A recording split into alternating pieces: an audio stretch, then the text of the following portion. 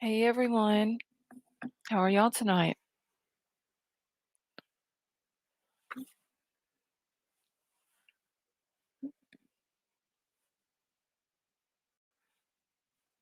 Hey Crime Crazy.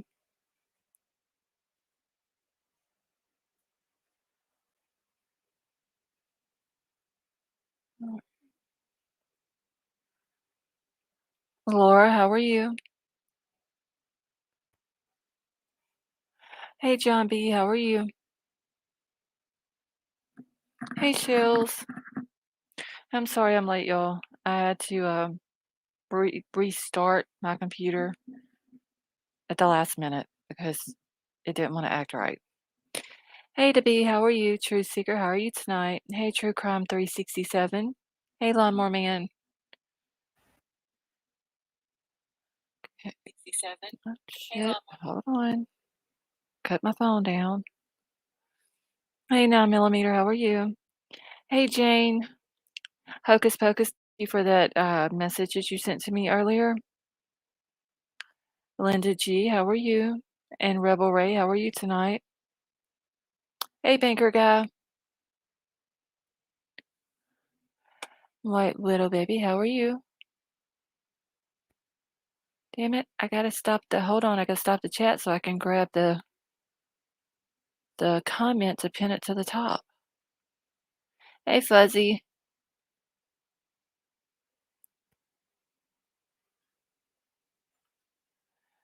All right. Hey, Cherokee Raider, how are you?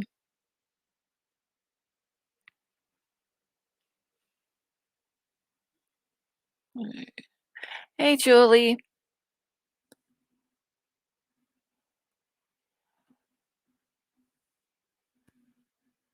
Cheryl, how are you? Hey, Jeffrey. Hey, uh-huh.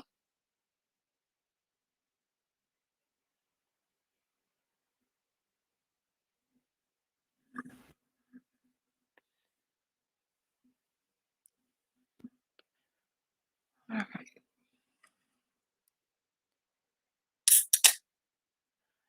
Musical, how are you? Yeah, it is like about to storm here. Y'all can probably hear the thunder. Hey, Living Life with BB, how are you?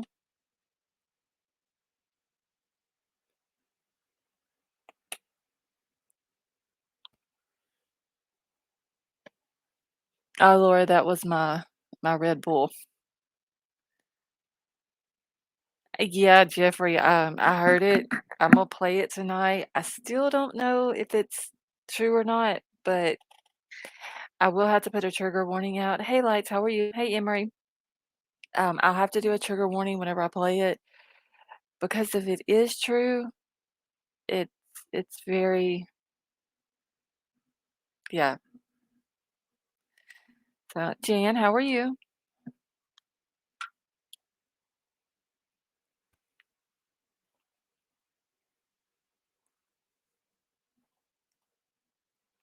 Yoki Mama, how are you? Yeah, we got more storms coming. I mean, our road finally. Hey, Joe.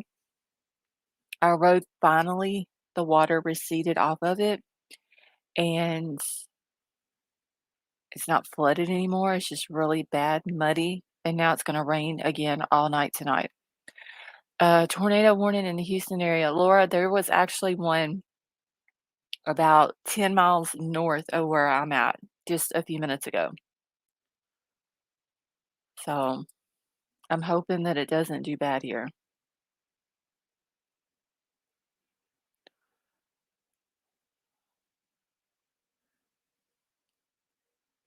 Which it's not too bad hot either, so I'm hoping it does all right. But there's like me just I'm looking at the storms right now around us, and there's several of them that's got rotation in them. So, and our power, yeah, our power around here just today, like at 2 o'clock, goes out for no reason and didn't come back on until like a few minutes after 7. So I am.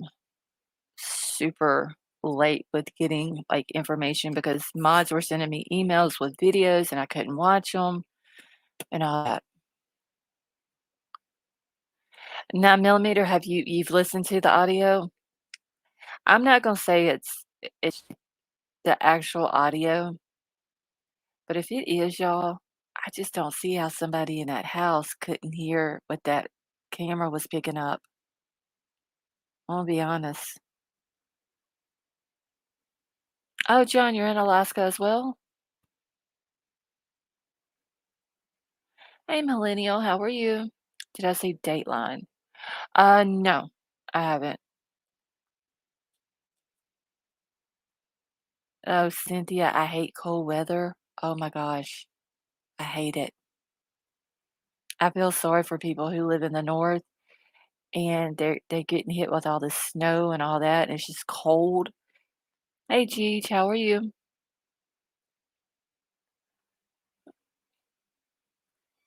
White Widow Baby, I know. I've listened to it several times, and I've tried to listen and not look at the screen because the one that I was listening to was putting words on the screen of what they were hearing. Some things it sounds like I can make out, but then some things I can't. Let's see, I missed your stream. I was streaming in others, so if your stream is coming for me. Well, thank you, Joe. I know we hadn't seen you in here. Well, last night, I don't think maybe the night before that we didn't. King Scarlet, how are you? And Lawnmower Man, yeah, I know. But I do know that there's a lot of people who haven't heard it, so that's the reason why I'm gonna play it. I've got a couple of other things I'm gonna play as well. I'm gonna try to get through everything that I have for tonight before the storms come, just in case I have to end it, but hopefully I won't have to. Mar, how are you?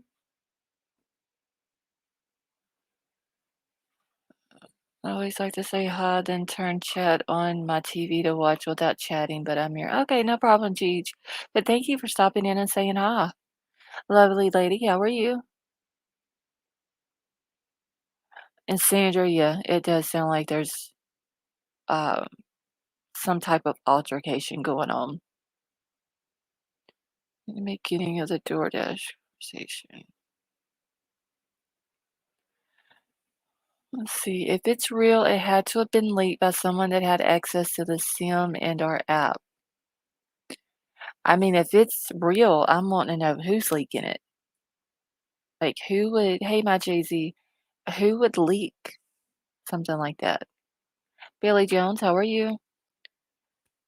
Let's see. BHB is going to try to get Olivia to try and clean it up since she had a degree in sound engineering. Well, I've heard two different versions of it.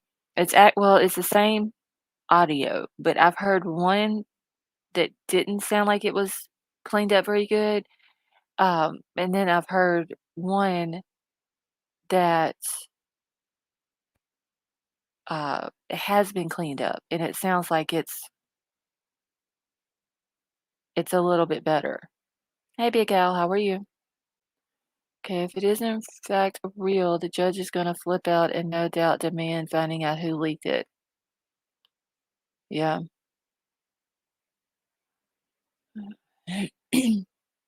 Hey, Vaughn, how are you? I'm just curious if it is real, who leaked it. Uh, because, I mean, we have the gag order, but the judge didn't put a gag order on any type of audio or anything like that. Not that I remember in the gag order that was put out.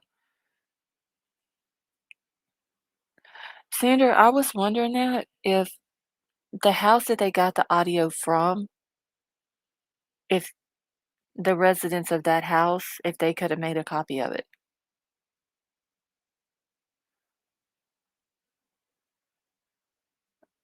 I'm wondering if it could be the people who were living there. And Big L, I would have thought so too, but the gag order, if I remember correctly, I'll have to go back and get it, but I believe it just names people that they can't talk about it. Let's see, the house that they got the audio from, that girl. I don't know if it was that house, Jeffrey, or if it was the house on the corner, um, that's on the corner of King Road and Queen Road right there that's literally, like, up next to the where the girl's driveway was. I don't know which house it came from, because there was a camera on the back of that house. "Hey, they call me Mimi, how are you?"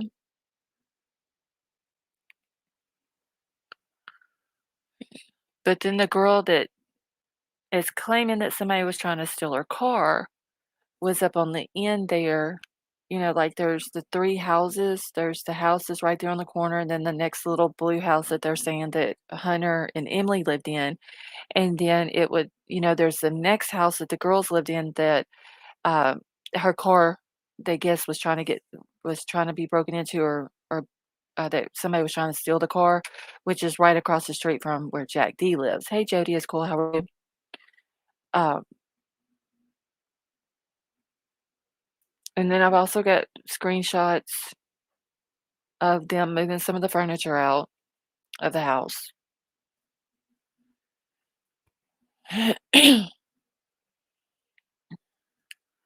Alright, so I'm gonna go ahead and grab the audio,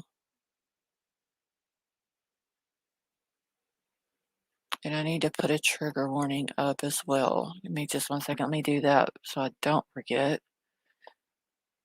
Hey, Polka Dots, how are you?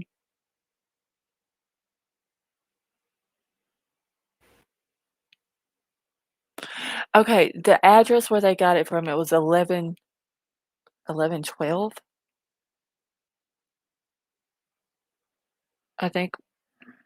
Hold on, got it wrote down in my notes somewhere, I just gotta find it. I think it's 1112 King Road, 'cause there was a picture that I remember seeing now, and it's where the cops had to go up the stairs to the top part of the house. I believe it's the house there on the corner. 1122 is where the girls lived at.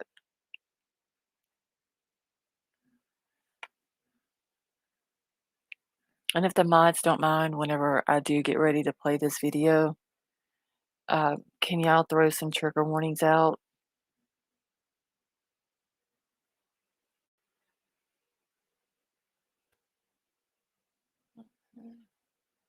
It's a nice 46-degree rainy day in the Seattle area.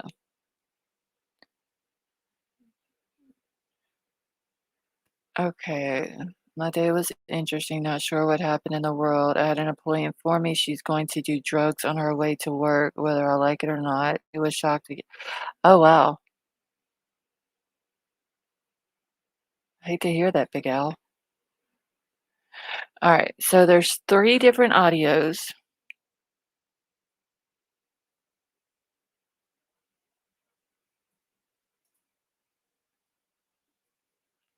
Let me see which one. I've only listened to 2 of them. I didn't get a chance to listen to the 3rd one.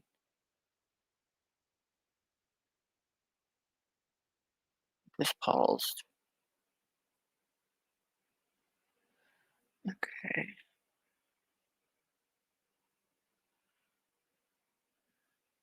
All right. Give me just a second.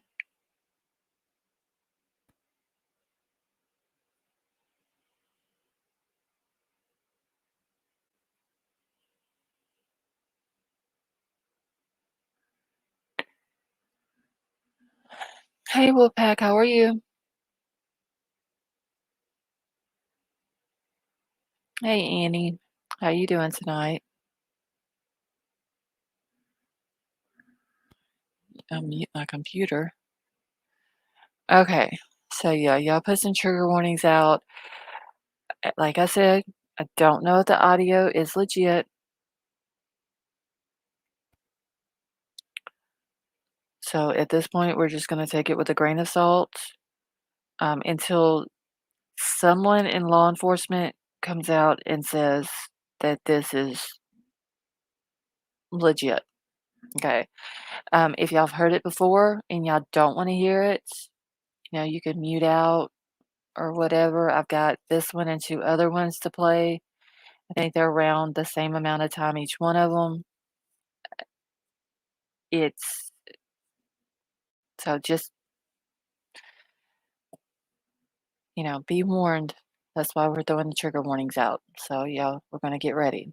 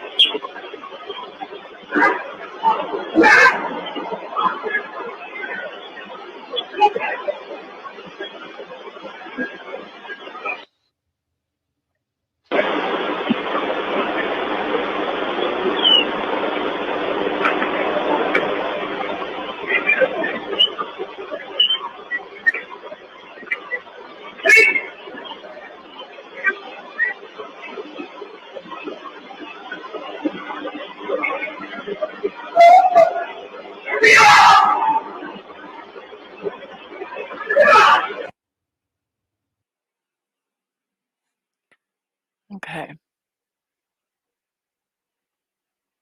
Wait, I gotta go back to it.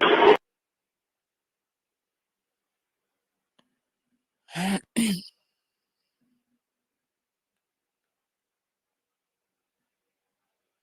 see. That is now one right.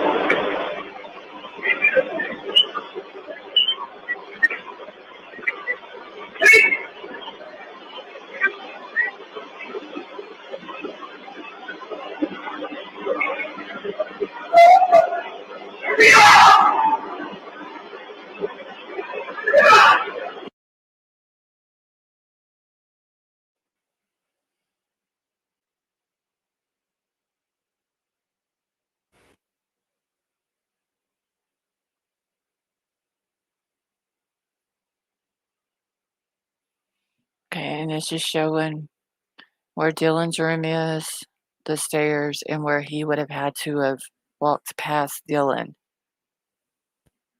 as she would have been standing in her bedroom door and been looking out of it.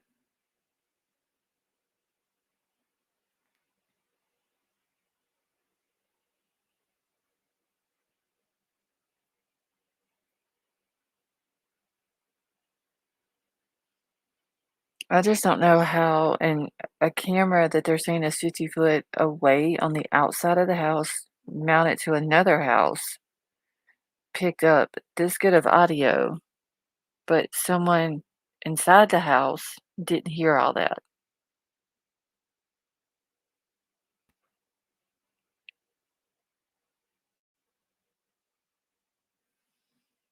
Did he really, Jeffrey?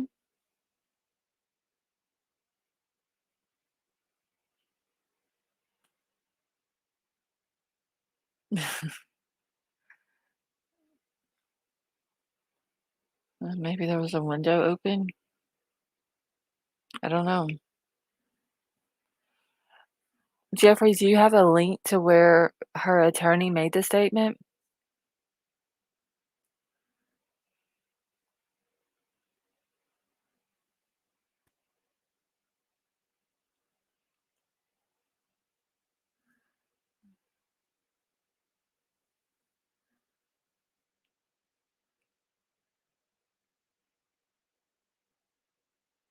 See, I just saw this. Okay, that's fine. I'll see if I can try to find it.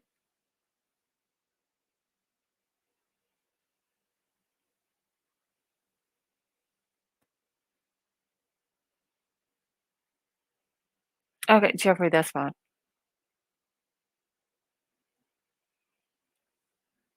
Okay, let me get to the next one. And this is going to be the last warning. Hold on here. I'm on Hold on here. I'm on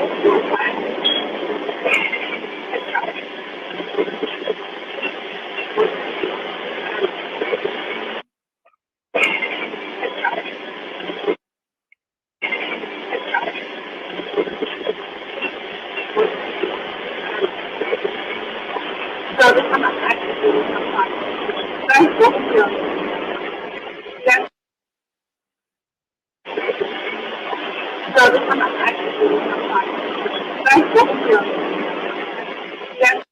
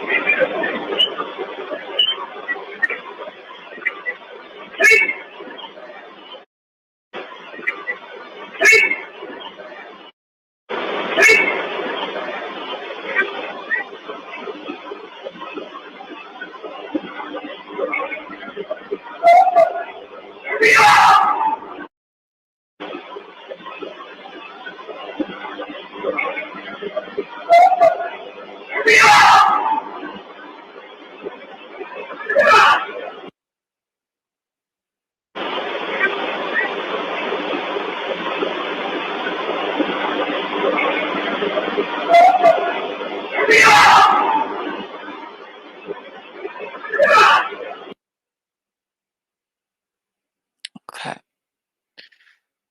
All right, let me get off of this so it doesn't start back playing again. Honestly,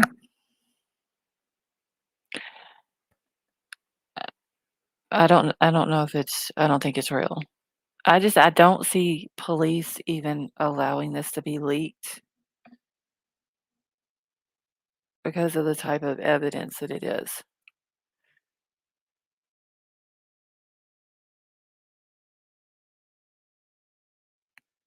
Okay, sorry about that. I had a sneeze.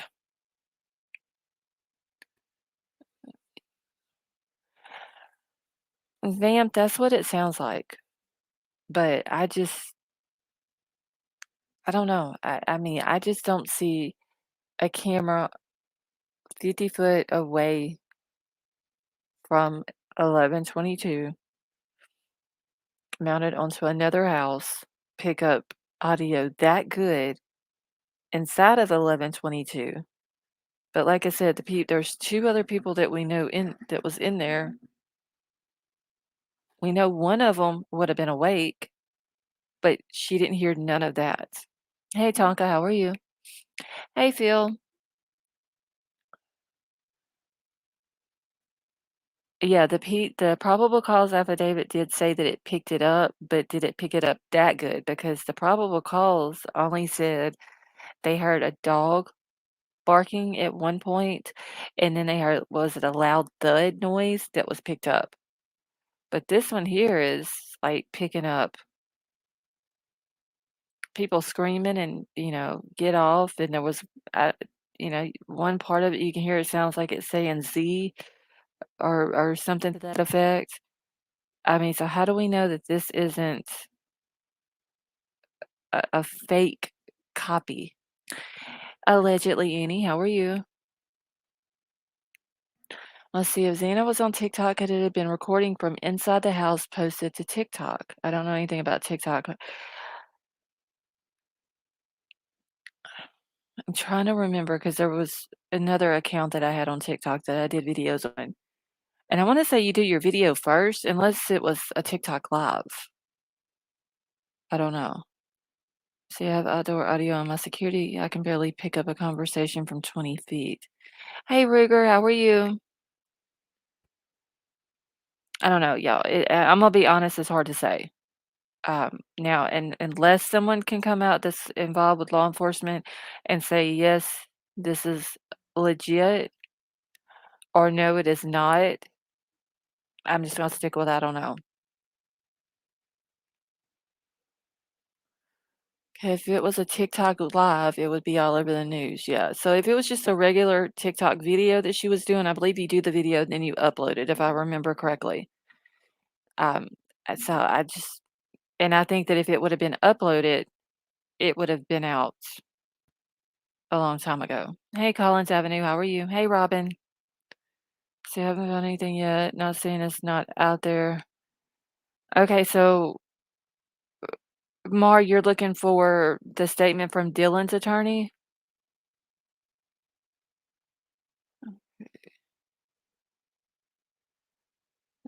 Double take 47. And if I've missed anyone coming in the chat, I do apologize, but thank you so much for coming and joining us. Okay, yeah, Mar, if you can find that, send it to me because I didn't know that her attorney put anything out today. Which, I mean, if he did, it would make sense, because she's being named in that affidavit and all that. But see, big question. Did DoorDash driver see White Elantra? Uh, they were in the area at the same time, right? That is a good question. But I mean, they're saying that the DoorDash guy went up to the front door, and they're saying that the person who did this went through the back door. So I'm wondering if the one that they're saying did this, did he go like, did he park over, that little parking area, um, that's kinda behind the house, but off to the side of the house between the house and the apartment buildings next to it? There's, like, that open spot there where you can park. Remember, um, whenever they were canvassing the crime scene area, they had that area back there, taped off and was looking through the leaves and everything. If he woulda parked up there, then I don't think the DoorDash guy would have seen him. Okay, that's fine, Jazanne. Hey, Miller, how are you? Great White, how are you? See us in an email. It was from okay, Marissa, hold on, let me check it real quick.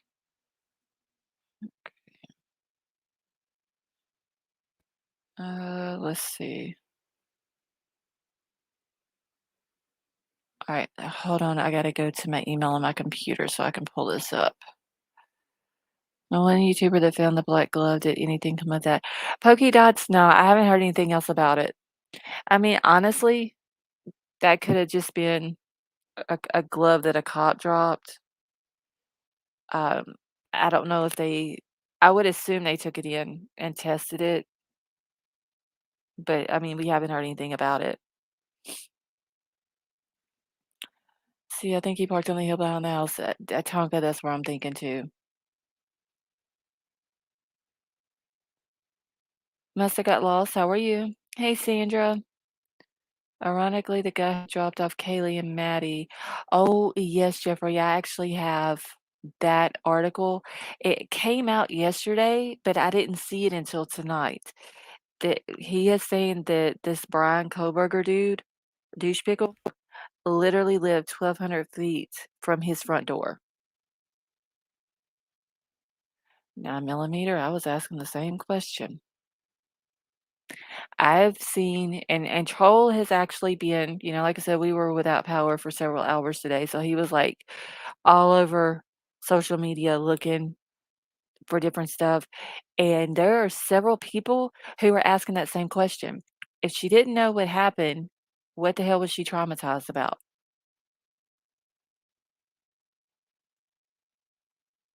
Okay, let's see. When did this come out? 4 hours ago. All right, so this is what Marissa sent me. And Marissa, thank you so much for sending this to me.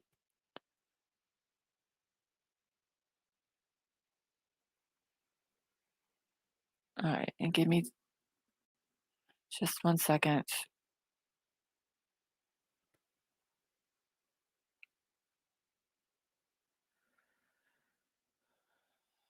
Hey, Warrior, how are you?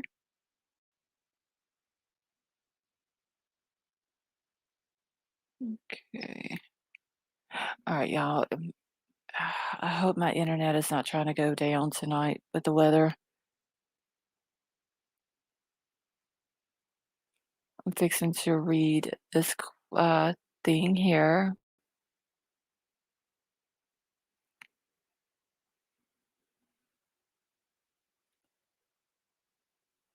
Okay, CMBK may have made all of the noises make sense to her, then shock.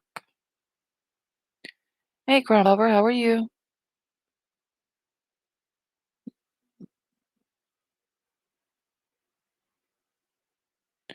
All right, let me read this real quick to y'all. So it says, this is from the New York Post. It was done 4 hours ago. Well, I guess MSN shared it as well, but it says Dylan Mortensen was scared to death seeing accused Idaho killer Bryan Kohberger, per the lawyer. And Marissa, is this Dylan's attorney that put this out, or who? Or was it the Gonzalez families? Okay, now I see this from the Gonzalez attorney. Okay, so it says the University of Idaho student who told cops that she saw an intruder in her house in the morning of the quadruple homicide there was scared to death, a lawyer from one of the victims' family said Saturday. Dylan Mortensen, 21, reported seeing an unknown figure clad in black clothing and a mask walking past her towards the home's back exit just after 4 a.m. on November 13th, although police were not summoned to the home for 8 hours. Hey, American Princess, how are you? Hey, Maya. She was scared. She was scared to death, and rightfully so. Shannon Gray, a lawyer for victim Kaylee Gonzalez's family, told Fox News. The guy had just murdered 4 people in the home, but at that time, she didn't know that. Like, did she see this guy walk out of the house and then go look to the house and check on everybody because of what she heard? And then she got scared and then she went and locked herself in her room? Because they're saying here the guy just murdered 4 people in the home, but she didn't know that at that time unless she walked through the house after he left.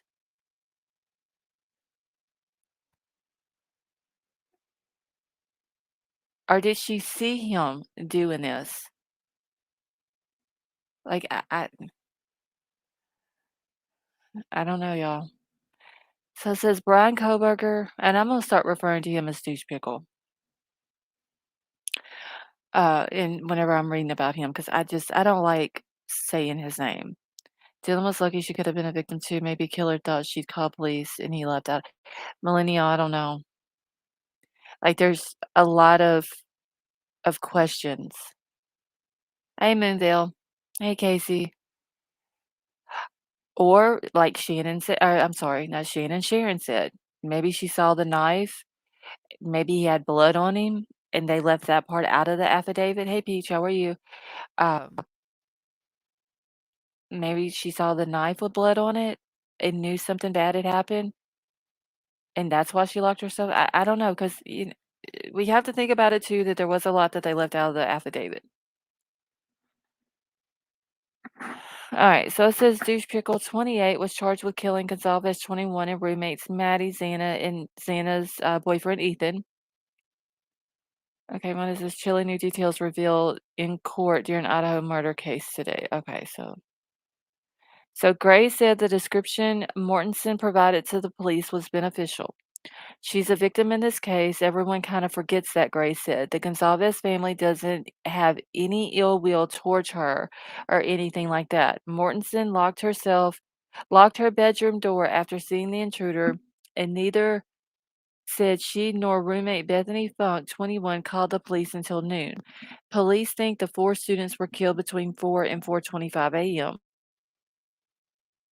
And then it just says, here's the latest coverage on the brutal killings of the four college friends. And it's just some more articles.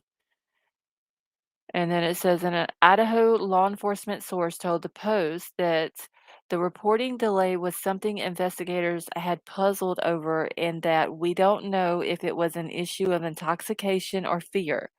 So it seems like maybe the police questioned that, why she took so long to, okay, that was the end of it, why she took so long to call.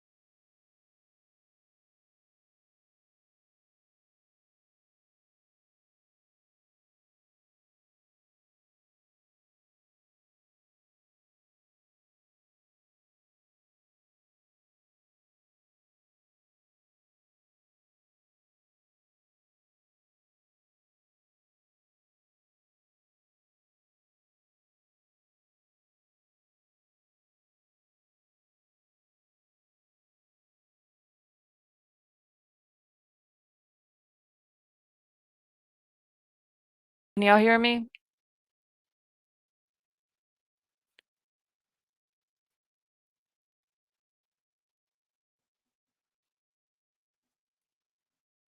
Okay. Alright, give me a second. I need to go in. Hold on, y'all. I need to go into StreamYard on my phone as well, because our internet just went completely down. Alright. Okay.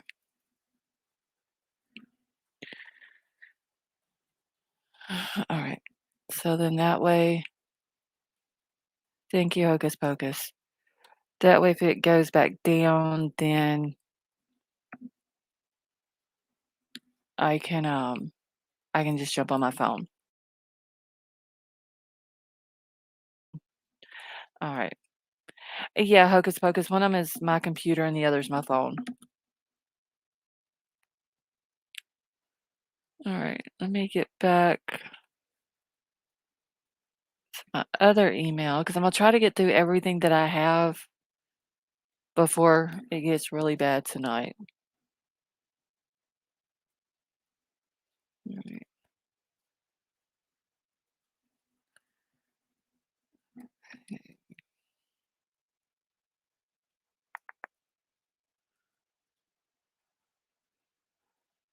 Okay, so this is a thing about douche pickle. It says Bryan Kohberger makes tasteless joke in Pennsylvania prison. And it was put out by Fox 13 Seattle. Marissa, I know. We the world needs 2 Scarletts. If there was 2 of me, y'all just think of all the stuff I could get done. I could get a lot of stuff done.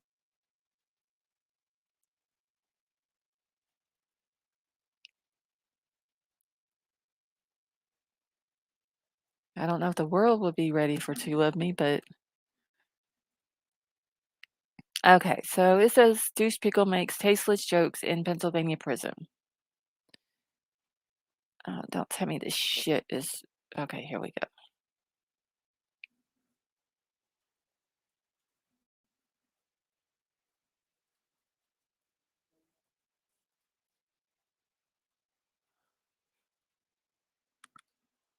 Son of a bitch.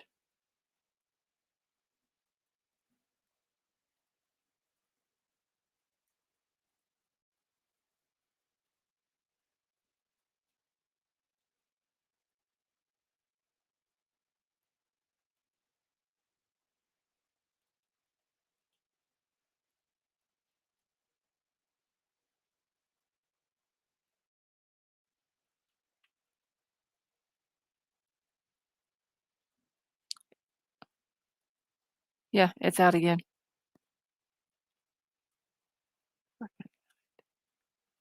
I can't even get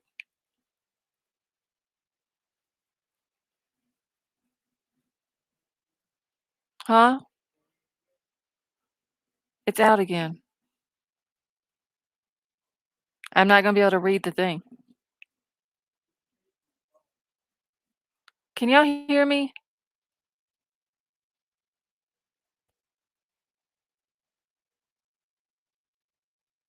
Okay. We okay, Crime Crazy. I wasn't gonna say anything bad, I promise. I was about to cuss the computer, but that was about it. Alright, let me read this real quick, y'all. I'm sorry. Alright, so it says that Idaho murder suspect Douche Pickle made a tasteless joke while locked up in a Pennsylvania prison for 5 days, according to a new report. A source inside the Monroe County Correctional Facility told News Nation that the accused mass murderer was asked why he killed the 4 college students in Moscow. And then he said, "I didn't do anything," he allegedly shot back. When the 28-year-old PhD student was asked why he had been in Moscow, an 8-mile drive from his apartment in Pullman, he allegedly reported that the shopping is better in Idaho. So he spent 5 days locked up at the Stroudsburg prison after his arrest Friday at his parents' home in Albrightsville, Pennsylvania, on charges that he killed Kaylee, Ethan, Madison, and Xana to death on November the 13th in a rented home near campus. He was outfitted with a suicide vest and housed in a cell with a glass door that offered little privacy, according to the report. Another inmate allegedly threatened him, who had been studying criminology at Washington State University. I'm trying to skip over his name, y'all, because I just don't want to. All right, so it says, F you, I'm going to unalive you, the unnamed inmate, as he allegedly flashed Kohberger his middle finger, News Nation reported. The source added that he requested for vegan meals at the facility was granted. I don't think he should have gotten his vegan meals, honestly. He doesn't deserve any type of special treatment. He dined on peanut butter and jelly, applesauce, vegetables, beans, rice, cereal, and maybe some potatoes, according to the news site. The source described him as creepy and said that he got a shower every day, but he had to wear the unalive smock in the cell.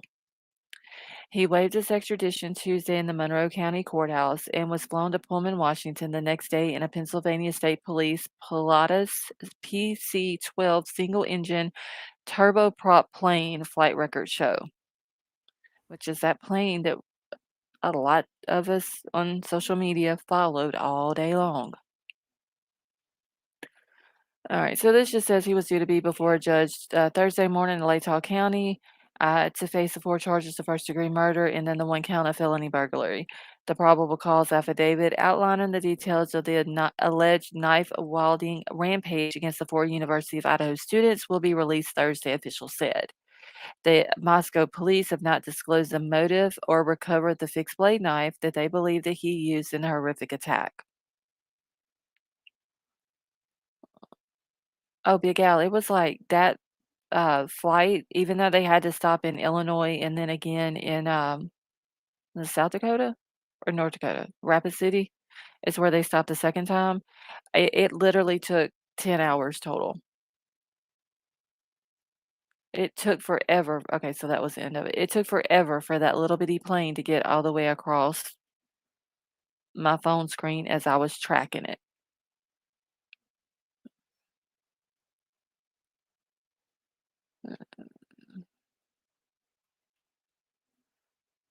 Okay.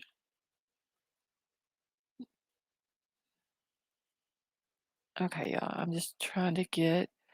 Okay, what were the other 2 airports besides Champaign, Illinois, and Pullman? And Joe, there was okay, so he left the airport in Pennsylvania. He flew to Champaign, Illinois, um, and they stopped there to refuel and let him use the restroom. And then they left from Champaign, Illinois, and flew all the way to Rapid City, where I'm assuming they had to refuel again. And then they left Rapid City and then flew into Pullman.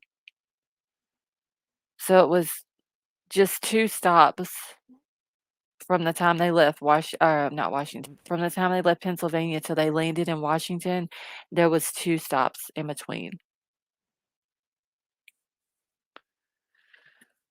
Okay. Wait, what's going on with Casey?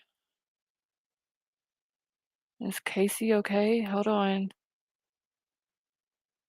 Uh,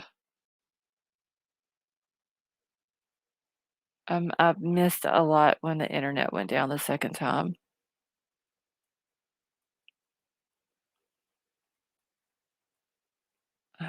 Well, shoot, I don't see what's wrong with Casey. Hey, Drew, how are you?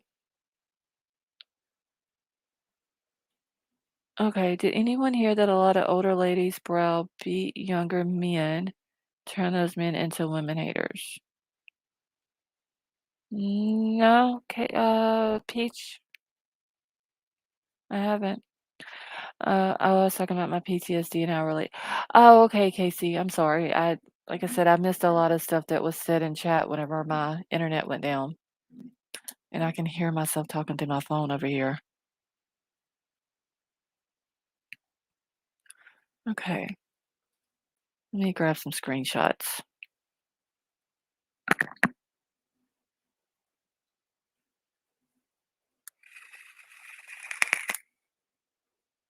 He worked at a vegan cafe, so if they fed him food that touched meat,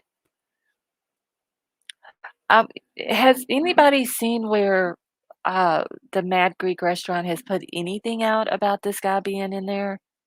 I know that the Corner Club put out a statement saying that he had never been in there in the bar before, but has the Mad Greek put anything out?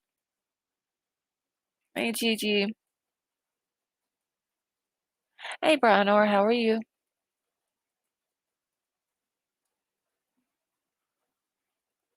Okay, they haven't. So I wonder if he has in fact been in there during the time that Maddie and or Xana was working. Oh wait, so Simple Butterfly, the Mad Greek did put out a statement? Hmm. Because I mean that would be interesting to know if he had been in there.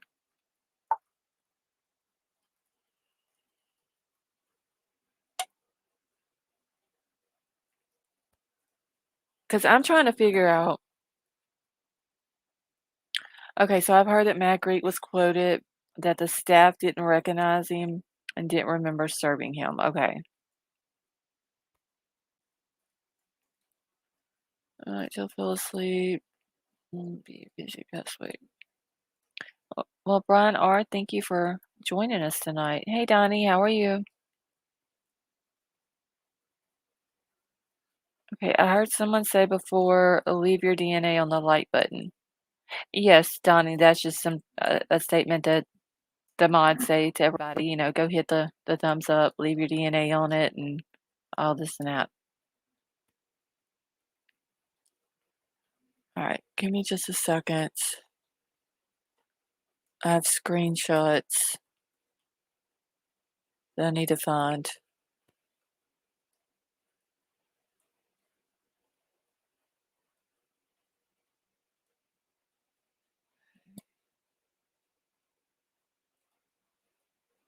No, I don't want it. Why is this? All right, so I'm gonna show y'all the screenshots of them removing the mattresses and furniture and stuff like that out of their house. Loaded hot, you picked up a hitchhiker yesterday? That is, like, super dangerous.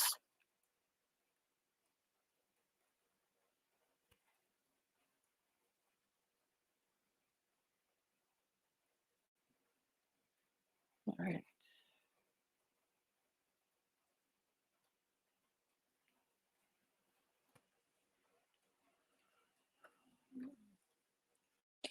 Emerald Queen and Werewolf Queen, how are y'all?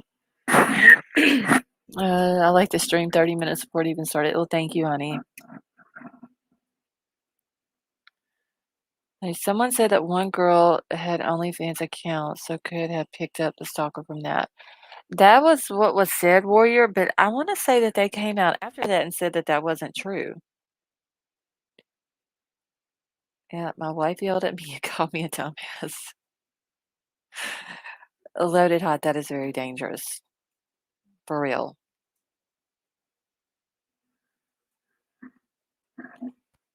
Alright, 1 second, let me check it, White Widow baby.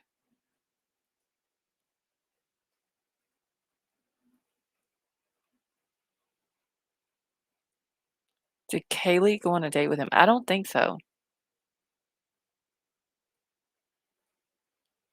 I wanna say that Kaylee's daddy, I don't remember his exact words, but I think he said something to the effect of that she didn't know him and that they didn't know where it was, like, where the connection was, but there's gotta be something.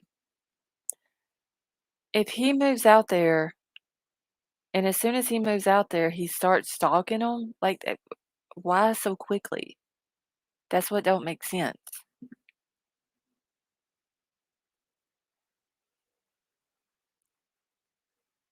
Okay. Alright, so I'm gonna read the mad great thing in just one second. Let me get through these real quick, y'all. Okay, and this is just stuff that they had moved out of the house. There was, like, some furniture and mattresses and stuff like that. I'm trying to get through it. There was a picture that I wanted to show y'all in here if I can find it. This one. So this was obviously taken up on the hill beside of the house, like, right above the driveway and where all the cars were parked. But, they were talking about how close not Brian, shit, Jack D's house was? That white door right over here, that's how close the house was.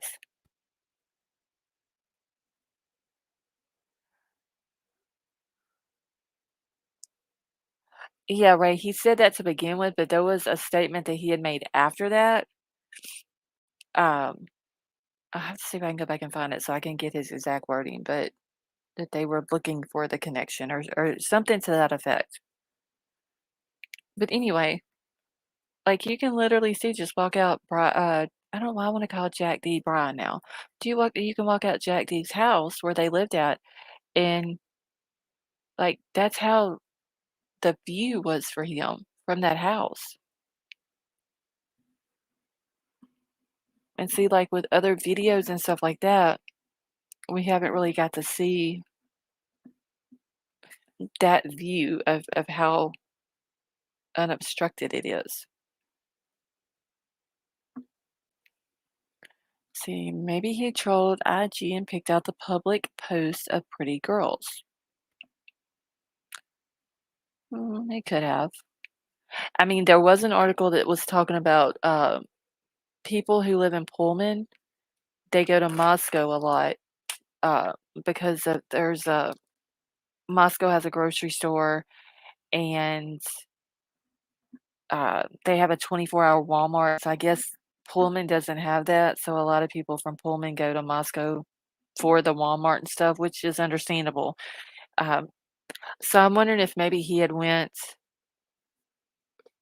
okay, 9 millimeter. I'm wondering if he may have seen him somewhere in town at some point and started like, there's gotta be a reason why he was stalking these girls. Alright, so remember he was at the house on August 21st for an hour. Okay, that was the night before classes started. Did they have a party that night?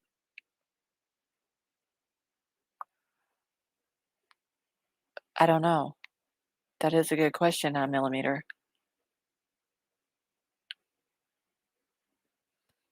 Vegan would be no self-respecting soy boy vegan would be seen at Walmart. They don't sell vegan food at Walmart?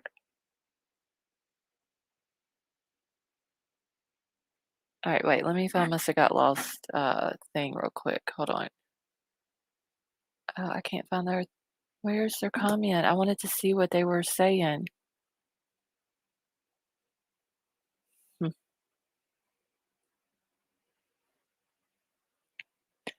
Minds, if I need to slow the chat down, please let me know because somebody was agreeing with Must Have Got Lost, and I was trying to find their comment to see what they were saying. Now I can't find it. But I wanted to see what they were. Okay. Dad ended up saying that they found a connection but wasn't ready to discuss it. Okay. All right. So I found it. See if they do. It's no doubt fake.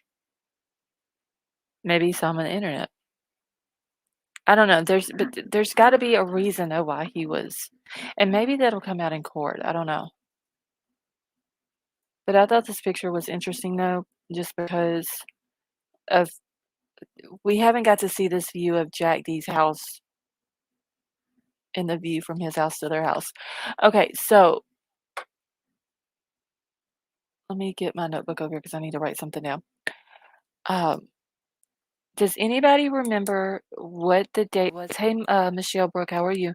Does anybody remember what the day was of the body cam footage? Where the cops go to Jack D's house first and then go over to Kaylee's house and talk to Kaylee on the back patio. And what's his name? Hunter was out there with her. Does anybody remember what that date was?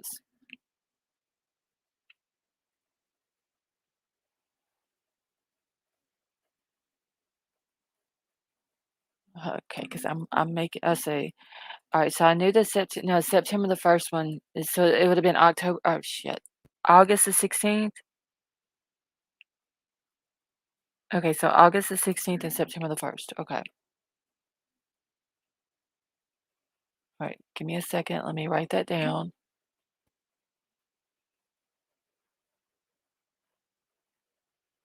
Okay, and then Dushpickel was stopped in Moscow on 8/21. Because I was thinking if the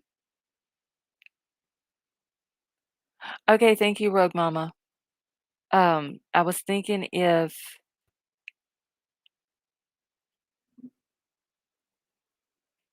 the body cam footage would have been on the 21st, then what I believe it was 9mm was saying, then that would have made sense.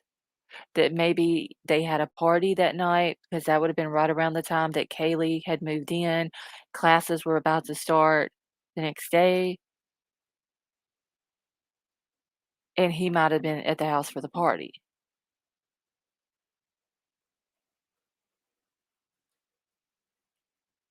Okay. Because in September the 1st, that was the very first body cam footage that we saw.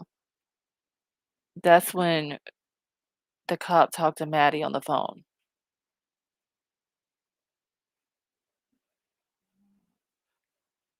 Hold on, I'm making a note, and then later on that night what did it so the first one we saw was September the 1st. So whenever we saw Xana, that would have been the morning of September the 2nd, right? On her body cam footage. Because she kept saying it's late and she's just wanting to go to bed, and Maddie was at the corner club.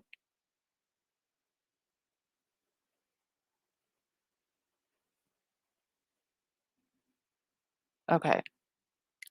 Because I remember the cops saying they had to come out earlier that night. So that was like the second time in the same night. I just wanted to make sure that it was after midnight that they saw Xana. When I was in college, we wandered from house to random house party all the time. It's just to be normal. Used to be normal. Not sure about now. Well, I mean, Big Al, like the creepy neighbor, E9, said that he just wandered into his neighbor's house party. And I'm thinking that it was probably this house.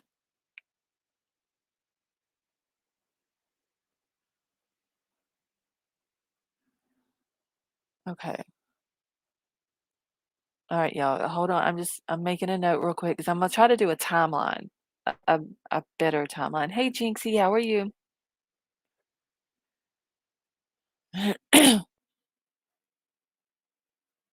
Oh my God, y'all! I can literally hear myself through my phone. Hold on, I gotta move it. I can't. Hold on, one second, y'all.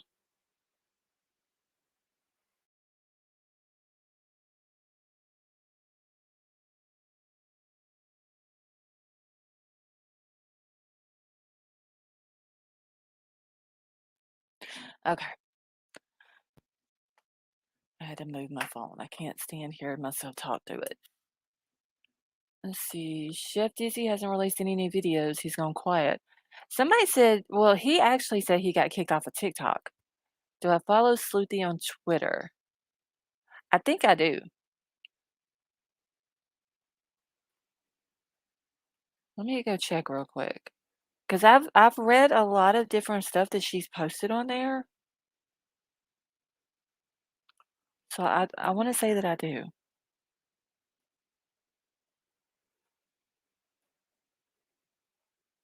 Let's see. Let me see if I can find Sleuthy real quick, y'all. Yes, I do. Yeah, I looked at the timeline that she did during the Kylie Rodney case. Okay, so wait, she did one. This was January the 6th. Bear with me, still adding the details of the affidavit that don't fit in the timeline. Okay, so she's still working on her timeline. Let's see if I can pull it up though.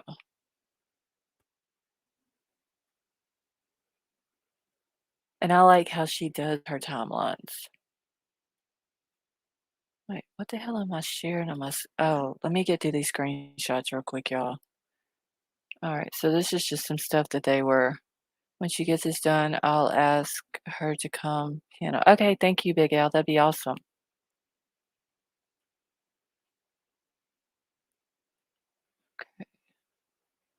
So this was just where they were, like, had evidence and evidence bags and everything. And then that's the little dude that a lot of people were asking, if it could be him, but there was a guy that was found on Maddie's Instagram account. That was her ex.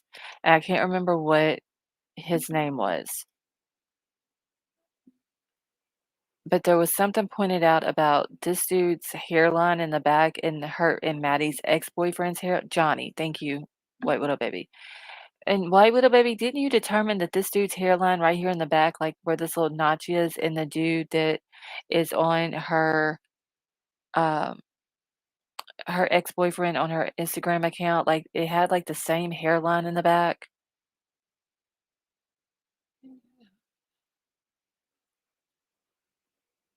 Okay, so I think Maddie was the target because he's pinged at the house 12 times since July 2022.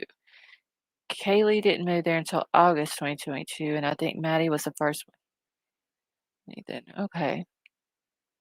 That's a good theory, Simple Butterfly. Okay, so very similar. Okay. Hey, Judy, how are you? Let's see us since a side by side. Okay. Yeah, I need to go check my emails too real quick because someone else said that they sent an email to me. Let me read this real quick before I switch my emails. And this is just from the Mad Greek. Um, and it says it is with, and this was posted November the 14th of 2022. It is with a broken heart and deep sadness to share with you that we have lost two of our own here at Mad Greek. Xana and Maddie have been servers here for several years and brought so much joy to the restaurant and all of those that they encountered. Maddie was also the face behind the social media pages. With this incredible loss, we have to shut down the process and grieve. Our deepest sympathies go out to all of the friends and family of Xana, Maddie, Ethan, and Kaylee. We as a team offer our support to anyone in need at this time. And it's signed by Jackie and all of the Mad Greek family. And then they have a picture of Maddie and Xana, and it just says that you will be greatly missed. Thank you for being a part of our family and team and for helping me so much over the years. Until we meet again, love the world's best boss. Okay, so since it's came out and they've arrested Douchepickle, has the Mad Greek at that time said anything? Let's see, it would be the first time a killer inserted themselves into a memorial. But I mean, okay, so just hold on, let me read this one real quick. Ambulance of death day. Shots of every person on the way. Okay, so in everyone's opinion, put a one in the chat if you think whether it's these pictures that we've shown and people we don't know if it's him or not. But just put a one in the chat if you think that he might have showed up to the vigil that they held at the college.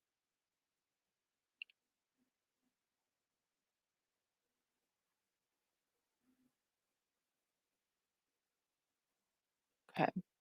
Because I know Kaylee's dad thought that he would show up too.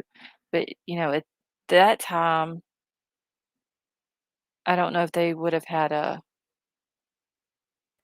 some type of profile or knew who he was or anything like that. Okay, so Jinxie says one, but don't think that pic was him. It's very hard to tell if the pics who they're of just because we can't see um, their face.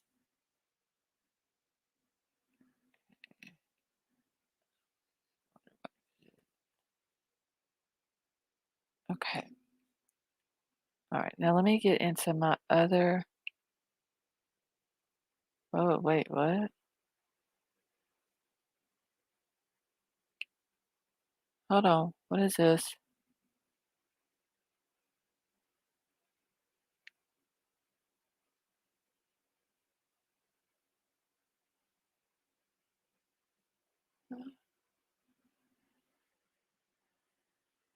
Hmm.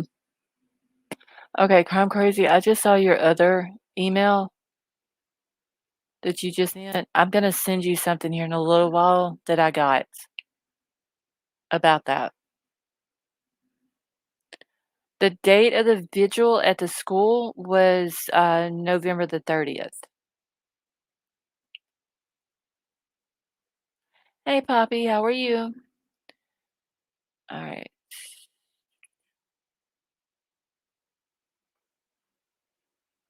let's see. Really good letter. Oh, wait, okay, so Kelly, I got share this, I thought it was pretty inspiring of you. Okay, Kelly, are you in chat? Because if you are, I got your email, but the letter that you were talking about in the email, it's not in there.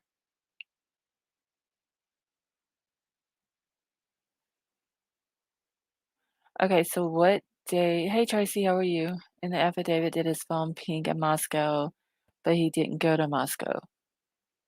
Okay, I would have to pull the affidavit back up. Shoot. Okay, let me check these emails real quick because there was a few, and then I'll go back to the affidavit.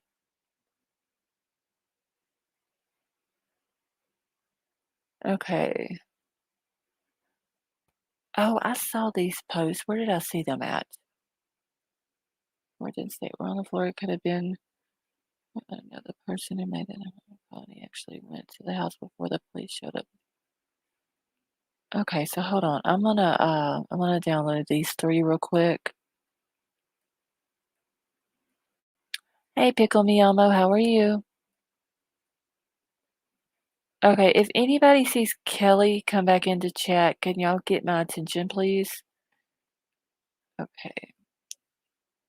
Don't forget my video. Okay, so I'm going Hocus Pocus. And you said you sent it just a few minutes ago, right?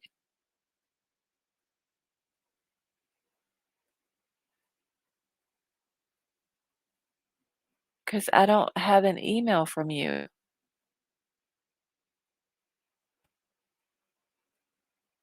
Hold on. Let me go check my spam real quick.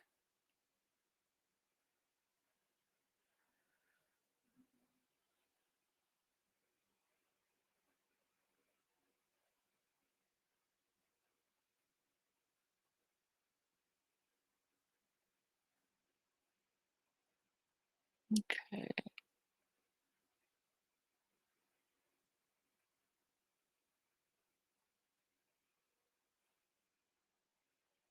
No, that's not what I wanted.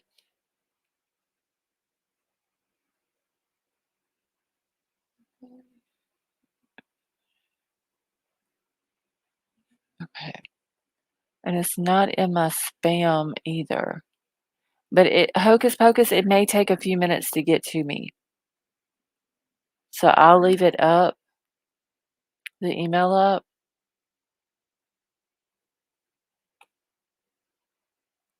and check back with it in a second.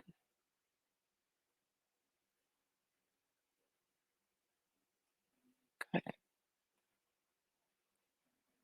And Crime Crazy, don't let me forget to send you that email on the other that you emailed me about. You're gonna find it quite interesting. Hey, the post office prince, how are you? Okay, wait. Hold on, wait. Hocus Pocus, are you saying you sent it on Twitter? What the hell is this shit popping up on my computer? Okay. Oh, wait. They sent it on Twitter. Okay, give me a second, y'all. All right, I'm going to Twitter now.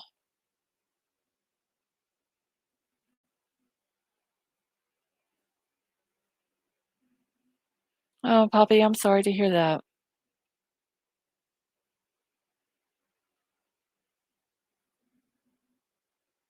Okay. So I think he saw DoorDash being delivered. That's why he went to the back entrance. GM tweet about Mad Greek statement. Okay, thank you, Joe. Okay. Wait, okay, so Hocus Pocus, hold on, let me see if I can find it. I don't see it on Twitter either.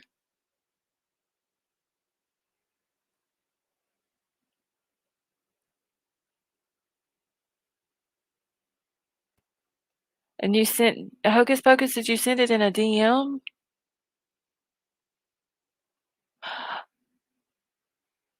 Oh, never mind, never mind, never mind. I see it. I got it right here. I forgot that you go under a different name on Twitter. I even told you thank you for sending it to me. All right, one second, y'all. I'm gonna go ahead and play the video first because she did send this to me like earlier today. And yeah, if y'all don't follow Big Al on Twitter, there's his Twitter link. And I'm sorry, Hocus Pocus. I was for real looking for that name on Twitter.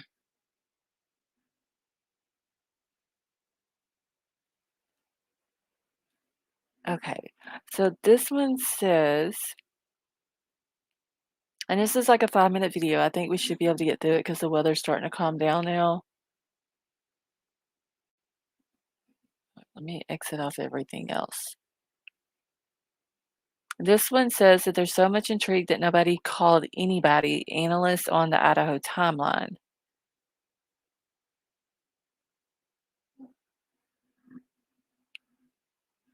Okay.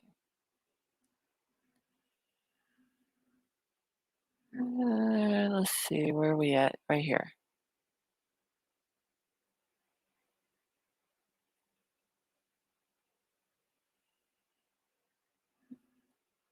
Okay, and this was put out. When was this put out? A day ago, but we'll still watch it. And y'all know if y'all cannot hear it, just let me know so I can fix it. I want to tell you some really interesting breaking news that a local NBC reporter is saying Steve Gonzalez has told NBC News, and this has been the mystery we've all been wondering about. Why did the two roommates in the morning call the police about an unconscious person when there was apparently a bloodbath in their home? And this is what we are learning that Steve Gonzalez may have told this NBC News outlet that you've got to remember these two girls were so upset that when they went outside after seeing this, it wasn't very legible. They couldn't quite understand what the girls were seeing. He's referring to the 911 operator trying to make sense of what these two girls are saying over the phone, but he's saying that they ran outside having seen something horrible. And then he goes on to say one passed out and the other one was hyperventilating, that the message wasn't clear enough for the operator. This makes a lot more sense, that maybe those girls did see part of or some of the bloodbath in the morning and tried to call and could not get the message out to the operator. And one of them was hyperventilating and the other is passing out. And then they just say, hey, we got an unconscious person. We got an unconscious person there. I want to bring in Mark O'Mara. He's a criminal defense attorney and civil rights attorney as well. This, Mark, has been a missing piece for a long time. And I mean, it certainly helps us to understand the mystery of the morning, but there's still a lot of holes. And I just want to get your thoughts on that for starters. And then I'm going to ask you all about the defense. Yeah, there's so much intrigue in this 6 or 8 hours that nobody called anybody. Perhaps there was something that we don't know about yet. Perhaps they were drinking, or not to impugn their integrity, but were they intoxicated on drugs or alcohol or something?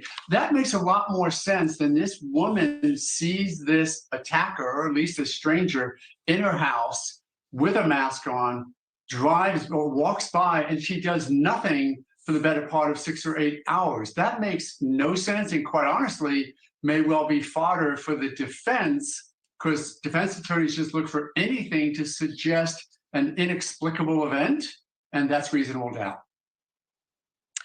So, what about the notion that Kohberger matched one of these roommates, DM? We know it.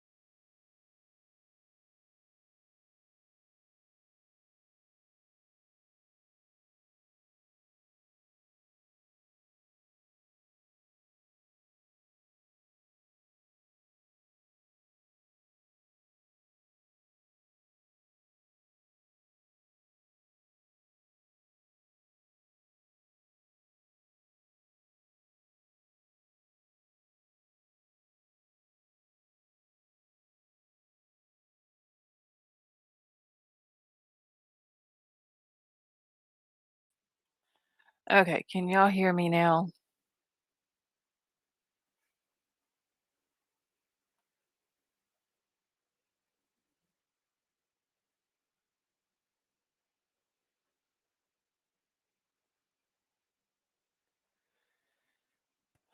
Okay.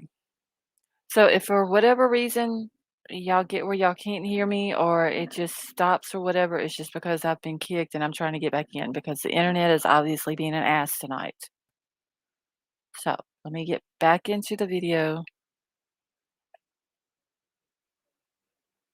I'm gonna have to back it up a little bit because Troll noticed that it was buffering for him. And I'm just gonna back it up a little bit and then start it from there.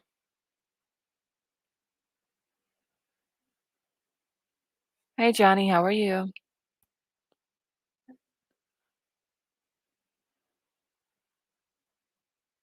Okay. All right, so I'm gonna try this again now.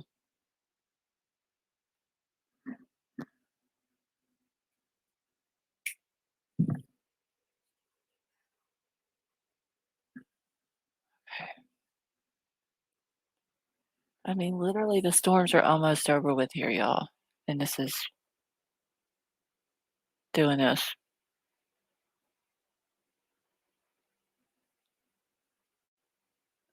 Let's see, how else can or should I follow or want me to follow?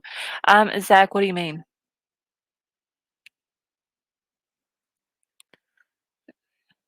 Yes, Johnny, we are all doing good here. And thank you for joining us. Okay, y'all, let me try this again. Hours. That makes no sense, and quite honestly, may well be fodder for the defense, because defense attorneys just look for anything to suggest an inexplicable event, and that's reasonable doubt. So, what about the notion that Kohberger matched one of these roommates, DM? We know it's Dylan because we've been talking about these surviving roommates for quite some time. Dylan said that he had bushy eyebrows. She saw bushy eyebrows. That's manna from heaven for prosecutors to have a witness actually give that kind of detail about a face. Not just, he was 6'2" or 5'10" and a light build. It's bushy eyebrows. No question that that is going to be one of the sort of star pieces of evidence of a prosecution's case. The witness on scene can identify at least 3 or 4 or 5 different characteristics of this person. Again, this is an extraordinarily strong case of forensic tying together a noose, if you will, around Kohberger's neck already. And we've only seen 17 pages. Before we're done, Ashley, there's going to be tens of thousands of pages of discovery on this case. It's true. Okay, I got to ask you about cell phone pings because we've been, making huge hay about cell phone pings. Literally have a roadmap, to Bryan Kohberger. But there was one line in the affidavit that I thought, I know Mark O'Mara is going to seize on that, and every defense attorney out there will seize on it. It said that his cell phone pings in Moscow, November 14th. That's the day after. That's Monday after the murders. But investigators, quote, do not believe the phone was in Moscow on that date. Well, then why should anybody believe the phone was in Moscow on any of the other days? Is that what a defense attorney will say in this case? Absolutely. It's that one little string that you want to pull on, that seed of doubt that may grow into reasonable doubt. In and of itself, maybe not enough, but we don't know what she's doing for 8 hours. Now we know the phone wasn't there. Now we know why wasn't she saying anything. Now we know that 100 people have left DNA. Why his? There's so much more information that needs to come out. But I will tell you, if the next couple of 3 or 4 months are as good an investigative technique as the last couple of months to get us to this point, they've done quite a good job. And of course, with FBI assistance, I must say, the best law enforcement agencies in the world, they're going to tie down every loose end on this one. Do they ever? Because just that timeline that we're looking at on the screen right now, it's got a 2-hour hole in the cell phone, right? Police say that's just when he turned it off because he didn't want to be pinged there. But he's leaving Pullman and then he disappears and then he's coming back to Pullman before and after the murders. And is that doubt or is that reasonable doubt or is that nope? Nope. Well, it depends on what the jury thinks, if it's reasonable or not. I have to leave it there. Mark, you'll come back again, won't you? Because I'm going to call a lot. Absolutely. Mark O'Mara joining us live tonight. Thank you for watching.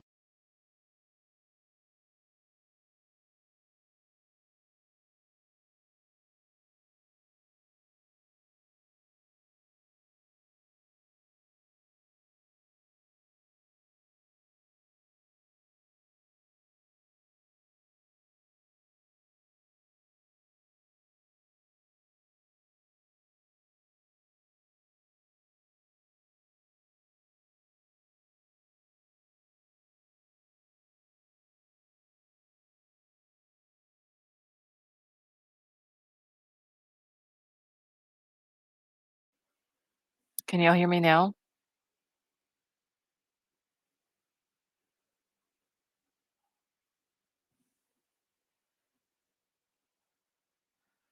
Okay, y'all can hear me. All right, good. So anyway, I put a question in the chat, asking, I'm sure she's going to be a witness, DM is. So do y'all think that she's going to be a witness for the prosecution or for the defense? Some are saying for the prosecution. So what does everyone else think? Hey, Lori, how are you? Mucho Taco, how are you?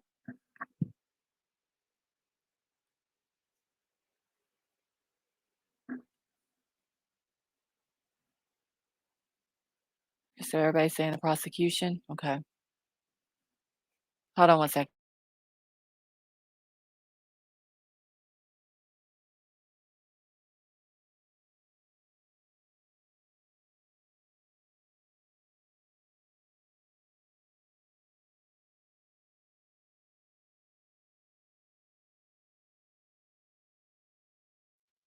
Okay.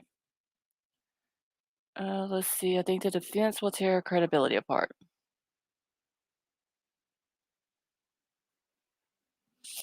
Okay, so Warrior, the prosecution is going to be the district attorney who is trying to convict Douchebiggle.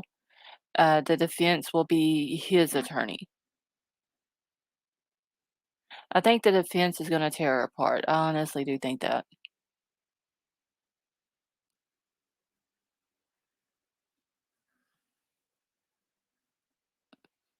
Waitress, wait, I thought your question said waitress. Wait, did I miss? Hold on, hold on, James. Let me go back and see if I might have misspelled something because I was typing over my phone. Oh, I can't even find my. Oh, no, I said witness. Okay. Wait. I don't think it will be. Oh, okay. Yeah, I did do it right. Okay.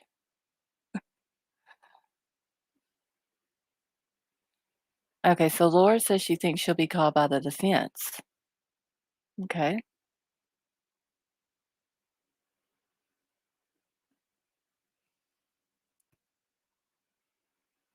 Okay.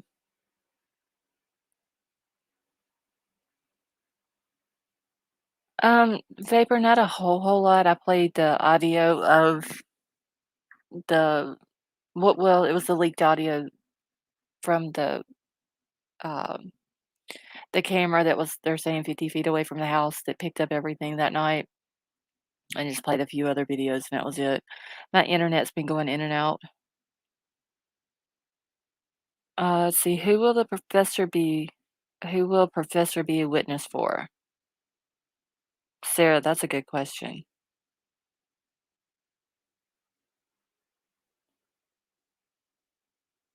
Hannah's defense. Yeah, Vapor, it was, 2 of them were TikTok videos. I don't know if the first one that I played might have been a TikTok video also. I don't know what to think about them. I just I don't understand how a camera 50 feet away picked up audio like that, but the people in the house didn't hear anything, allegedly. I don't know. I just don't think I believe that it's a legit video, honestly. Alright, so a lot of people are saying for the prosecution. I just think that, yeah, the defense is gonna tear her apart because, they're gonna probably have the same question we all have. Why didn't you call the police if you saw this guy in your house that early in the morning? Why wait 8 hours?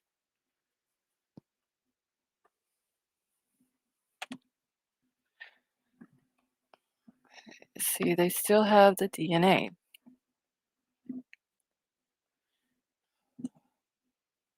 Okay. I don't know. I'll just be glad when the trial starts, honestly.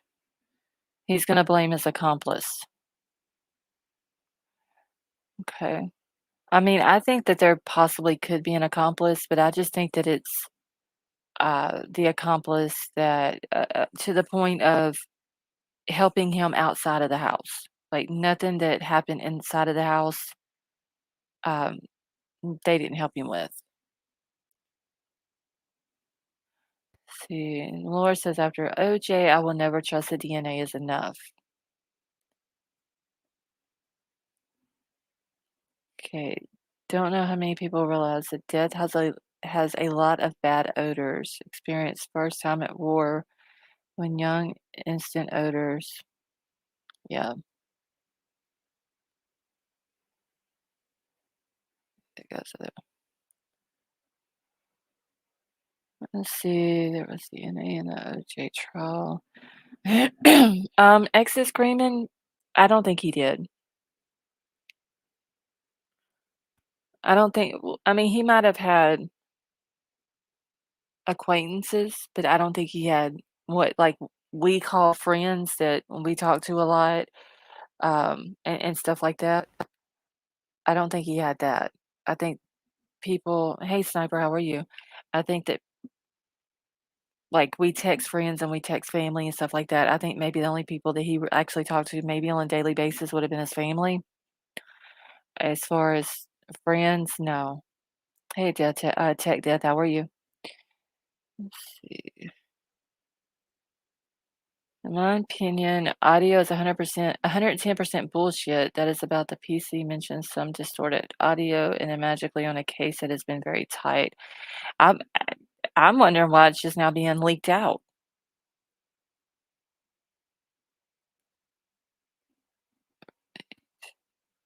Well, Poppy, to begin with, we heard about the roommates, the 2 surviving roommates, is that they were out in the community separately that night, but they never said where they were at or what they were doing. Annie, have a good night, honey. Then whenever the affidavit comes out, it says that, um, Bethany claims that she's seen Ethan and Xana at the frat house from 9 o'clock to 1:45. But for some reason, and that would have been told, I would assume, at the very beginning of when this happened. But for some reason, the police came out, do y'all remember, a while back, and said that there was a time gap between 9 PM and 1:45 PM or 1:45 AM whenever Xana and Ethan got home, that they were trying to figure out where their whereabouts. So why were they if they knew that Bethany had said that she had seen him that night between 9 and 1:45, then why did they come out and say that they were trying to get a timeline and fill that gap in?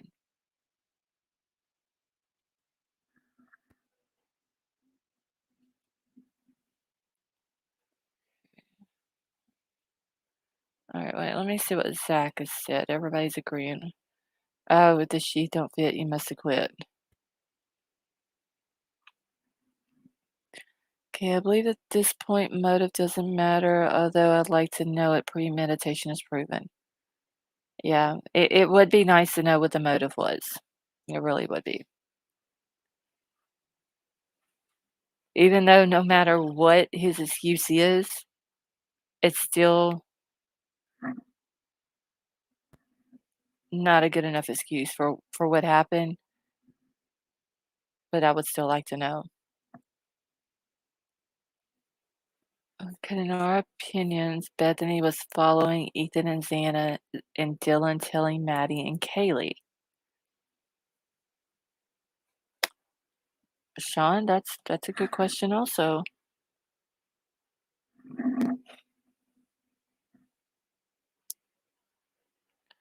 Let's see. Do you think there was Cricketman? You talking about his attorney say that he was framed? I don't know. I don't know. I mean, this attorney he's got is supposed to be badass, so we'll see what she has up her sleeve. All right, let me show these real quick, and then I'm gonna get into some other videos. Hopefully, internet will cooperate. And I gotta move my phone again because I can still hear myself talking through it. Hold on, y'all. Okay. Let's see. No, wait, I don't think he'll ever admit it either. Because for him to admit it, him admitting that he done it would be him admitting that he done something wrong.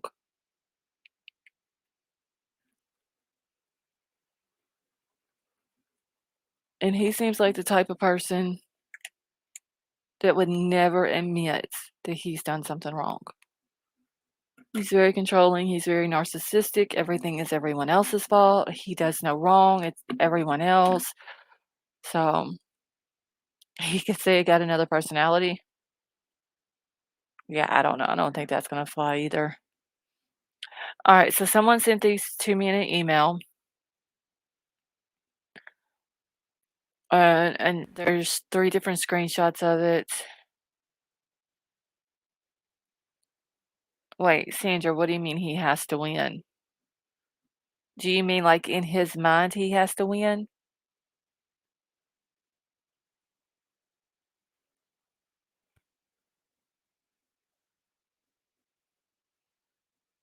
And I don't remember who sent these to me. I literally just opened the email.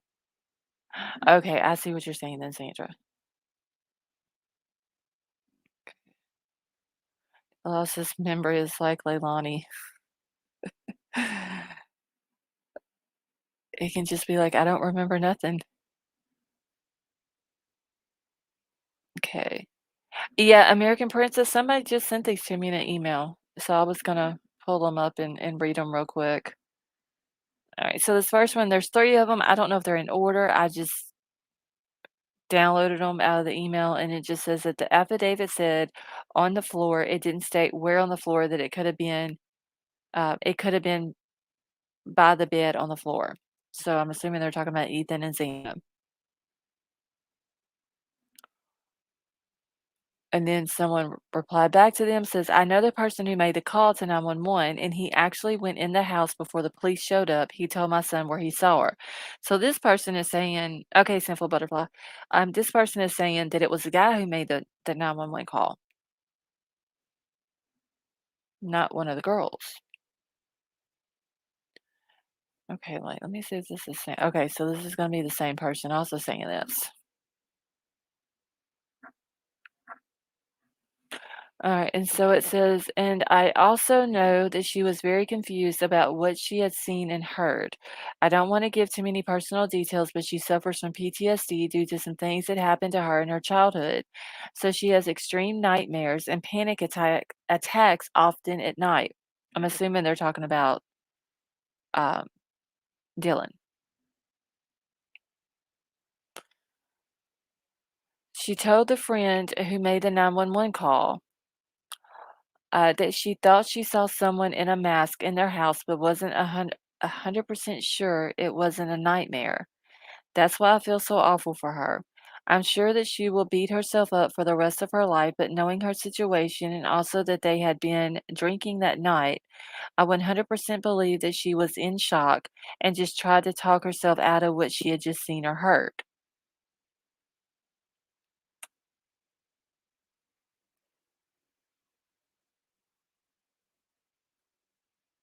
Okay. This person says, well, didn't one of the housemates make the call? Didn't they think that the kids were alive, just unconscious? And that's what the caller stated. And the same person says, the call was made from Dylan's phone, but a male friend who also a fraternity brother is the one who spoke to 911. Dylan actually fainted outside in the front yard, so he took the phone. He had not been in the house yet. So that's why the initial 911 call stated that a person had passed out. At that time, he did not know what had happened inside the house.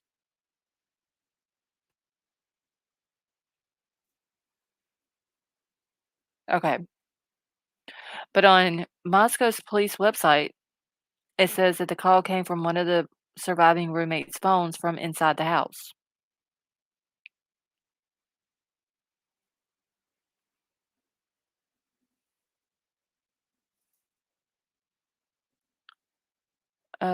Okay, so do you think that he may still be involved in the Washington and Oregon cases? Cherokee Raider, I haven't ruled it out. In my mind, I haven't, just because of the similarities. Now, some people are saying that he was in Pennsylvania at the time, he was living in Pennsylvania, and all this and that. That could be true.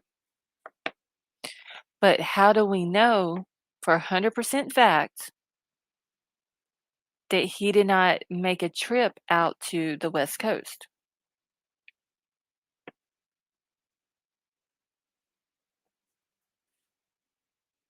I mean, he was he would have been going to DeSales University at that time of one of the murders. I don't know about the one in Washington, but the one in Oregon, he'd have been going there. But how do we know he didn't go out looking at colleges on the West Coast?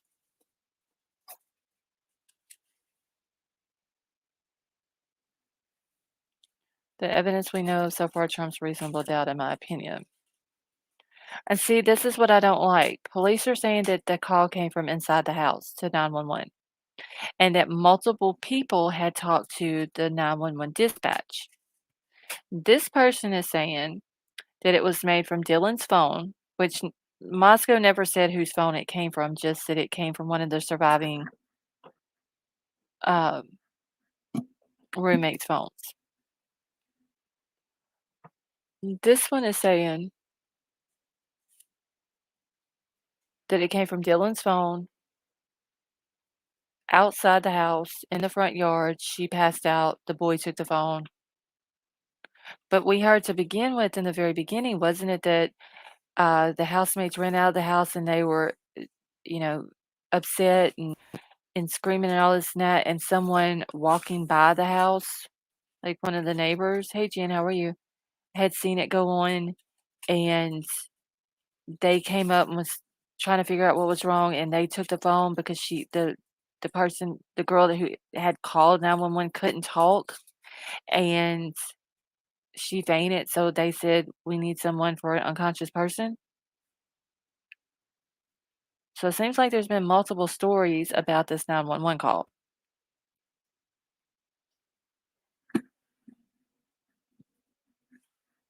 So that'll just have to be something that we're gonna have to wait for them to release, because that's the only way that we're gonna find out what was actually said. Alright, let me go back to my email real quick. Somebody else said they sent something to me.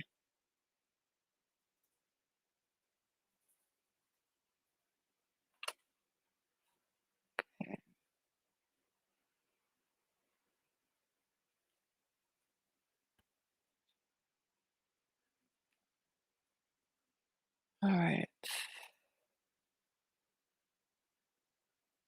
Okay, so Sinful Butterfly, I got yours. Emerald Queen, I got yours. And Marissa, I've gotten your email. I'm just gonna try to pull them up now. I have a theory about the DoorDash. Jen, do you want to come up and tell us your theory?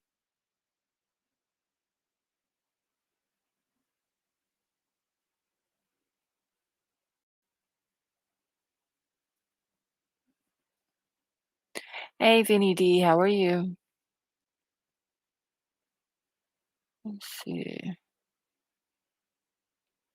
Okay, so before I pull this next video up, does anybody want to come up on panel and tell me y'all's theories or share your theories about this DoorDash guy?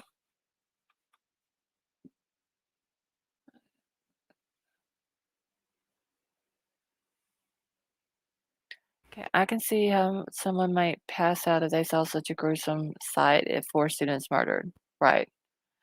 Y'all heard Milo? Yeah, he's upset right now, y'all, because he was outside when it was raining. All right. Vinny D, I don't think it is. Honestly, I think it's fake. I just don't understand once again how a camera, hey Laura, a camera that is 50 feet from a house on the outside of a house pick up audio that good. Hey, alien dog. But the people inside of the house didn't hear anything. That's where I'm having a hard time with it, honestly. Let's see. Cornado, who received a DoorDash order at the residence at approximately 4 a.m., law enforcement identified the DoorDash delivery driver who reported this information.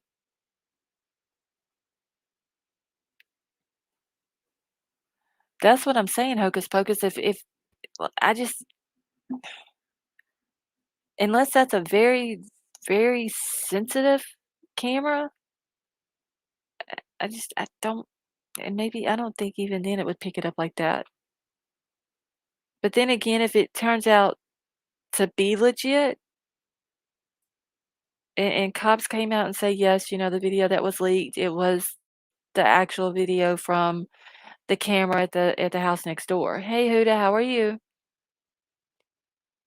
If it is legit, y'all, it does sound like Ethan screaming.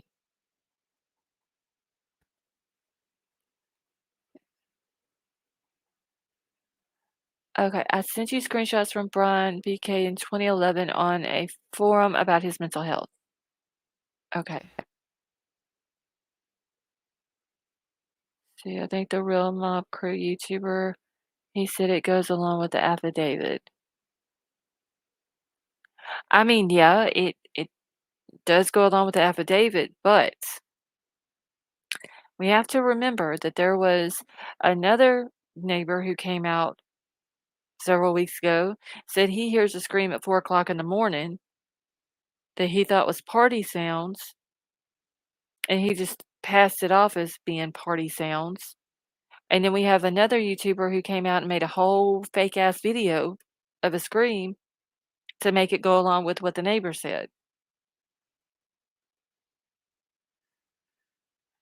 That's just where I have a hard time. Now, if the affidavit would have came out and said that Dylan said that she heard all the screaming and the hollering and the crying, and she heard all these different things that what we're hearing on this video, and that video would have been put out before the affidavit came out, I might believe it then.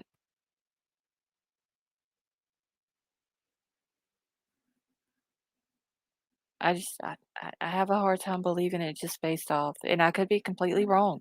And if I'm wrong, I'll admit I'm wrong if it comes out and they say, yeah, it's real.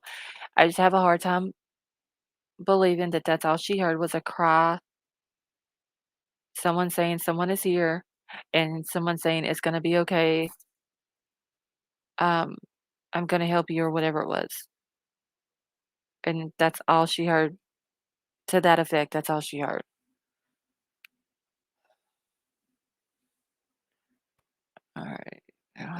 let's see. I sent you a TikTok video about the camera when supposedly you can hear Ethan and Xana. I don't know if it's true or not. Is he that may be the same one that I played earlier? Because the one I played earlier was a TikTok video. Hold on, let me go look real quick.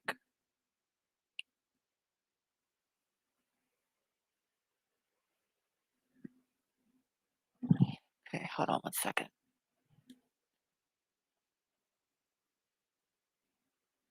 And did it kick me out? Hold on. No, it didn't.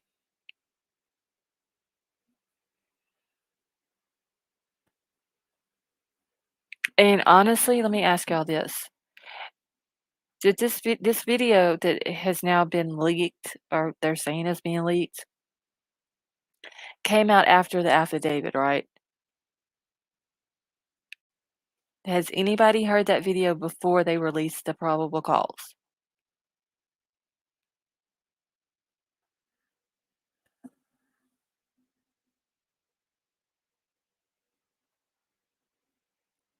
Because if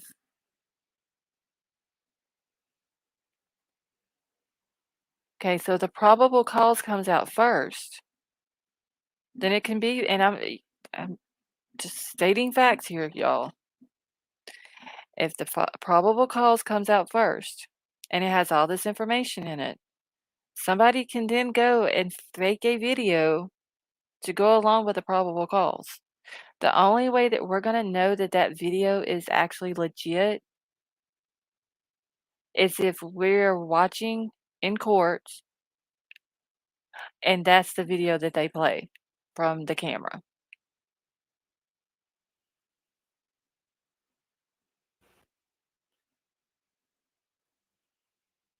Now, like I said, if it comes out and that's the one that's played in court, I will then say that I was wrong.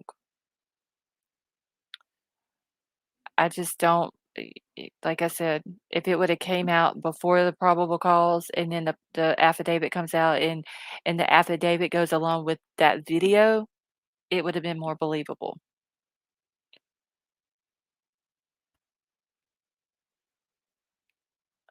Okay, hold on.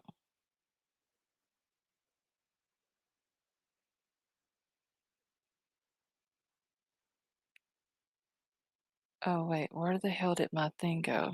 Oh, okay. All right.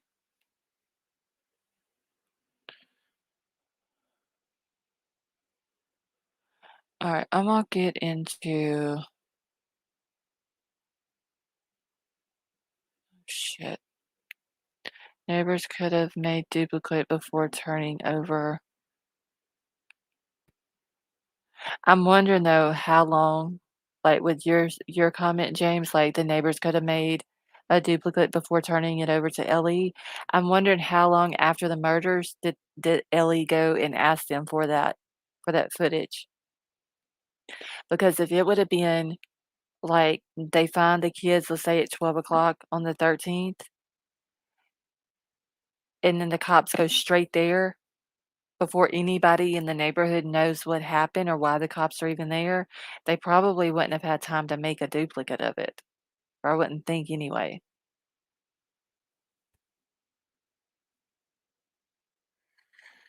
We know, I don't know. These cops are not very good about squashing rumors. They would much rather just do a little rumor mill type thing on their website and do it there. They won't come out and just do a presser and just squash the rumors, which I don't understand.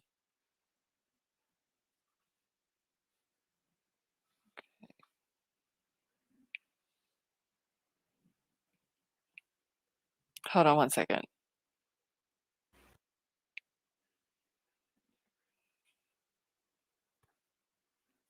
All right, I was just reading something real quick. Hey, the Krista, how are you?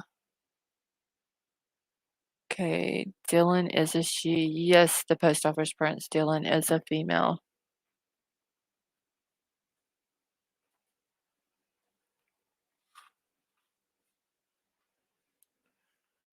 All right, let me go. Oh, geez, y'all. I thought the weather was over with, and obviously it's not. It's starting to do bad again.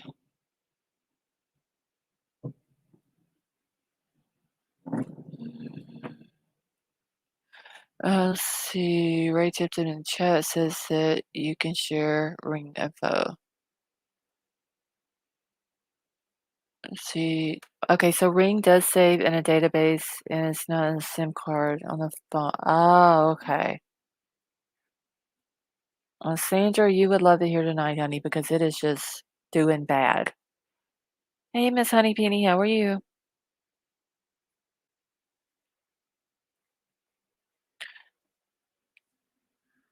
Okay, give me one second. Got a theory that they're not releasing all the info to get to BK, like saying that they were all asleep. BK knows they weren't all asleep, so if he is narcissistic, that riles him up. Rogue Mama, that is true too. But I mean,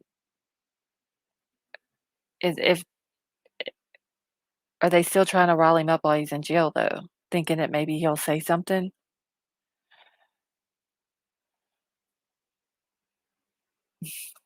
Emerald Queen, you love watching storms from indoors. I don't like storms. I don't.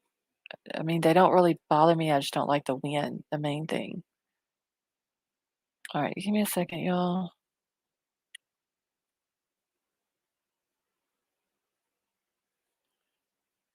There's a video on here. Huda, that's a good question too. The only thing that we've heard anything from her was in the affidavit where she said that she saw Ethan and Xana between 9 and 1:45. That's it. Nothing else has been said from her. You know, the statement at the vigil that the pastor came and read from Bethany and Dylan. But I mean, other than that, we haven't heard anything else from her. Hey, Danny K, how are you? One second, y'all.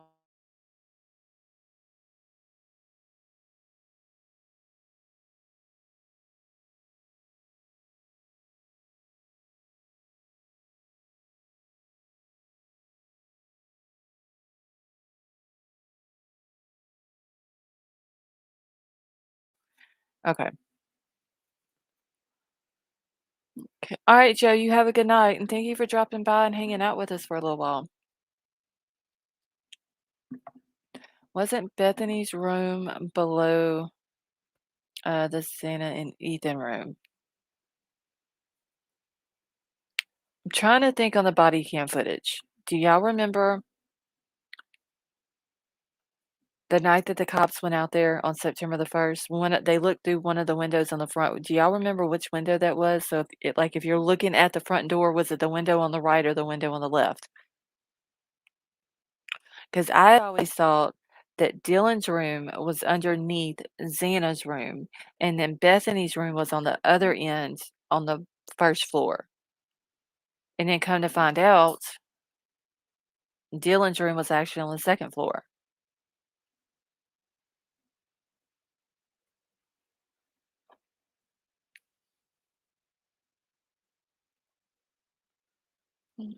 Mar, if you get Twitter, let me know.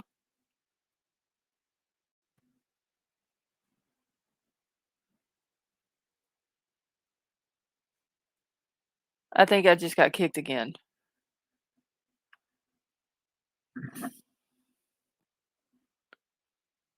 I did. I just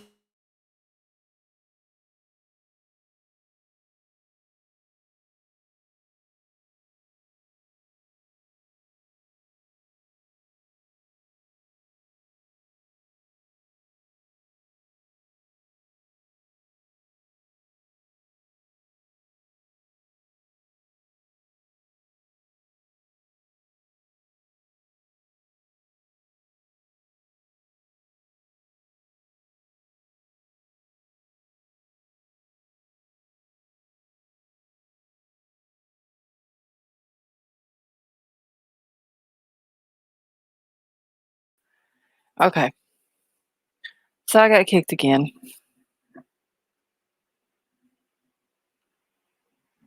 1 second. Let me get back in on my phone.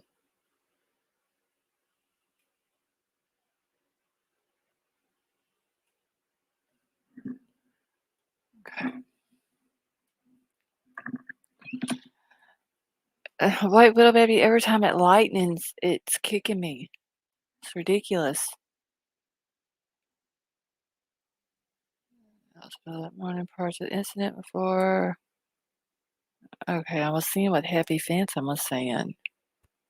Okay, y'all, and Huda, let me go find her thing. I'm gonna pull this up on screen real quick.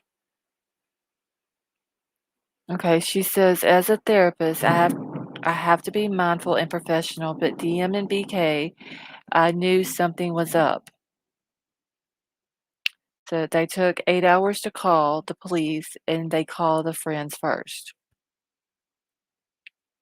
That is true.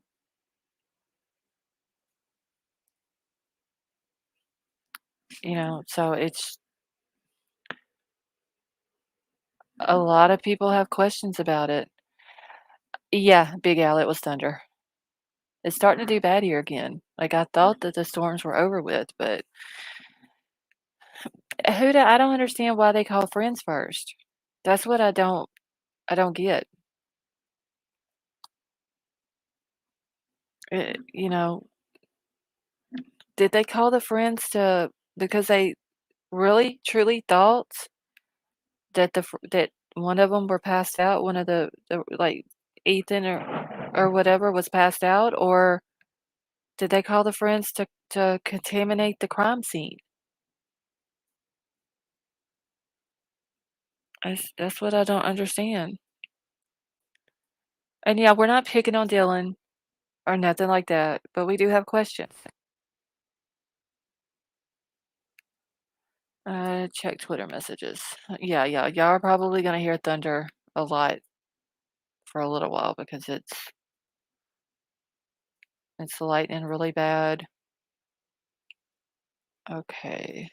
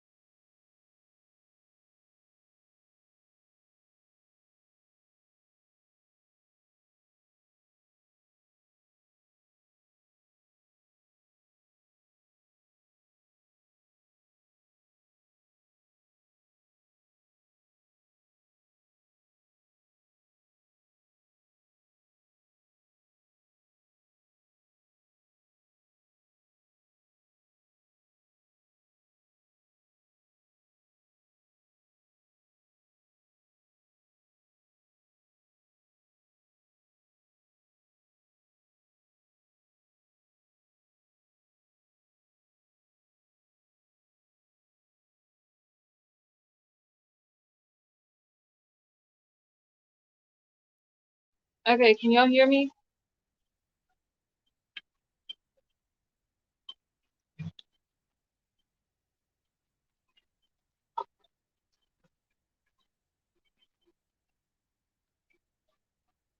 Okay, good. So the internet is completely down.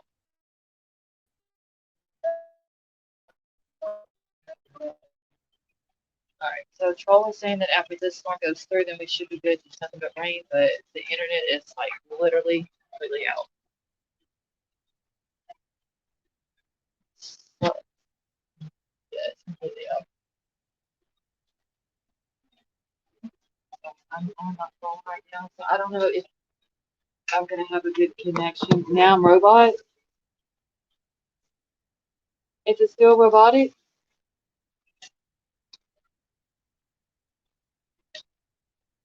Alright, put a one in the chat if I'm still robotic. Okay, you can hardly hear me. Well, ain't this about a bitch? Shit.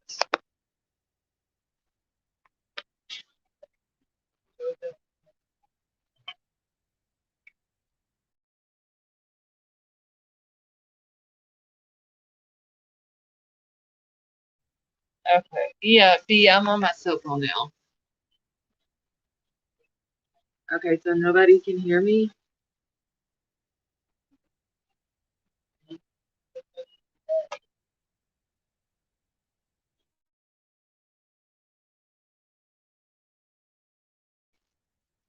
Okay. Alright, so Liza can hear me. Okay. Okay, good. Y'all can hear me now. It might have been because I got up and walked through the house so I can go to check the internet. Poppy can't hear me. Now I sound like I'm a spirit box. Oh, Lord. Okay, they can't hear me.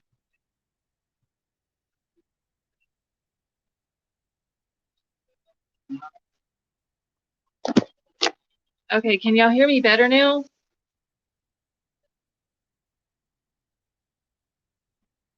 Okay, because some people can hear me and some can't.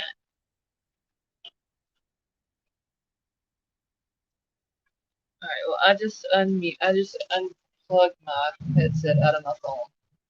But y'all are going to be able to hear everything in the background as well now.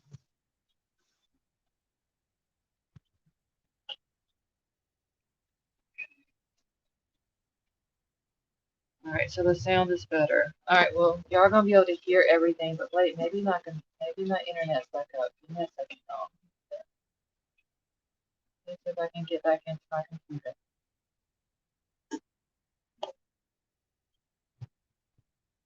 And I do apologize for all the inconvenience and everything tonight, y'all.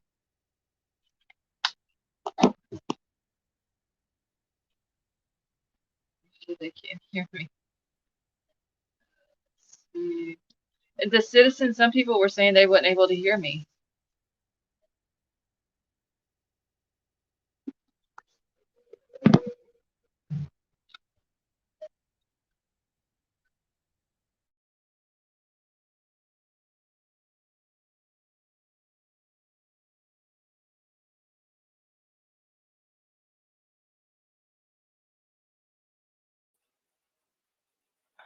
Okay, can y'all hear me now? Alright, okay, so Weno says they can hear Happy Phantom. Okay, good. Now I'm back on my computer. Okay, Kaylee's dad talked to NBC about her yesterday. Go watch that. Yes, please keep your fingers crossed that I can keep the internet because this is getting ridiculous tonight.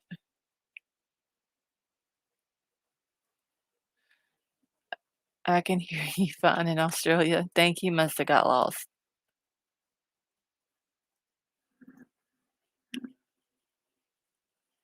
Okay. Yeah, Liza, I'm back on the computer now. The internet, whenever the men came out yesterday and worked on, or day before yesterday, whenever it was, I didn't think they put my stuff on a surge protector, but I had to go look and they did, so. All right.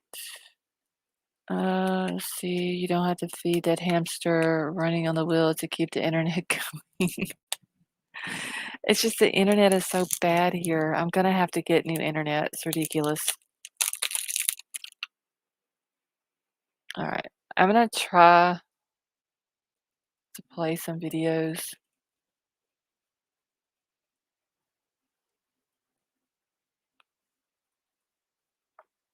But I've got to do something else first. I gotta get my YouTube chat pulled up here. Let's see. Have to ask to get justice for the victim. Something stinks.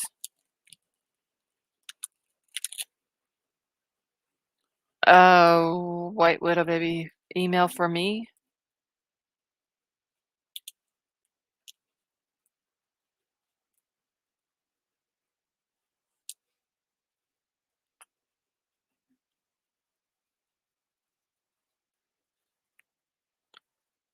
Okay, let me check my email. I gotta get my YouTube chat pulled up though. I don't like being on a different page and still not being able to see chat. So give me a second. Let me get that pulled up.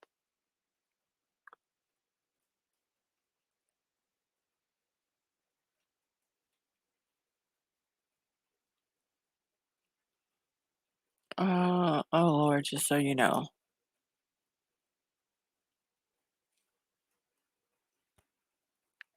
I'm almost scared to look at it now.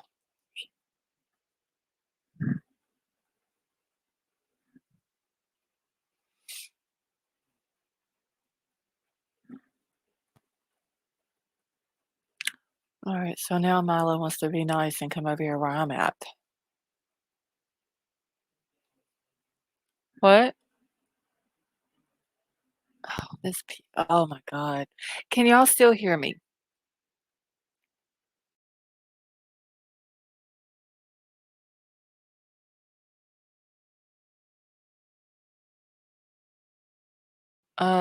Listens to us all the info. No way. Thank you so much for the super sticker. That was very sweet of you. Thank you. Okay, Steve has all the info we gave and then some. He doesn't question Dylan's story, and there's a reason for that. Yeah, I did see where he said that she was a victim. Well, it was his attorney put it out. I read it earlier. Um, and then he had no ill will towards her and all that. So you remember the private taxi said that it was a house that people picked up drugs and Bryan has an addiction. Yeah, Huda, I do remember that.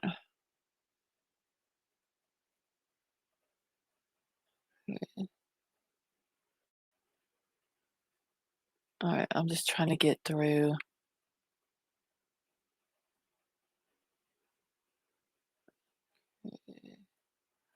Yeah, I can slow the chat down. I've got to pull up my thing anyway, the YouTube chat. So give me just 1 second.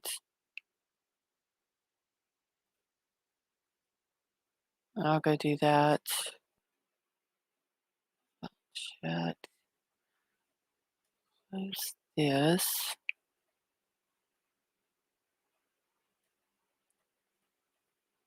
Hold on, y'all. I'm slowing the chat down now. Okay. All right. So I got it slowed down. If y'all need it any slower than that, just let me know. I think the internet is out again.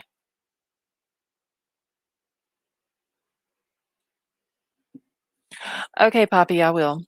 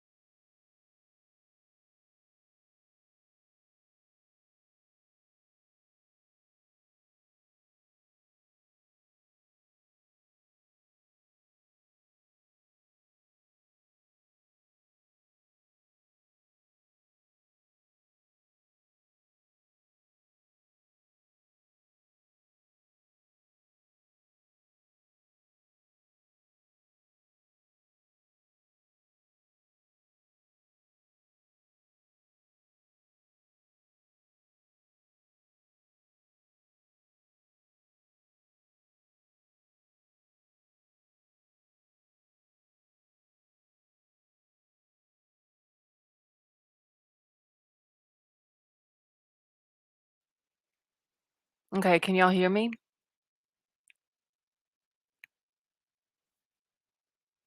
I don't know why it keeps saying, like, y'all can't hear me. I don't understand what the hell's wrong with my volume.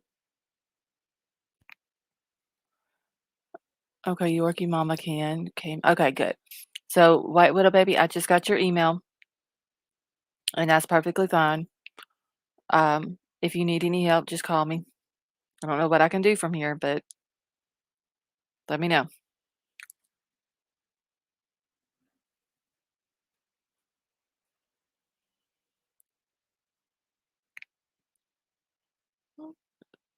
Okay,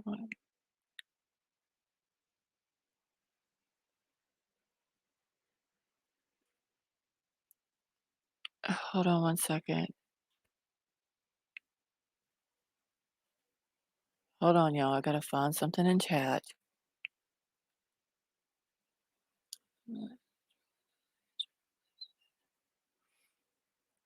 Like, the citizen Simma's not, she's not trolling. She's in here every night.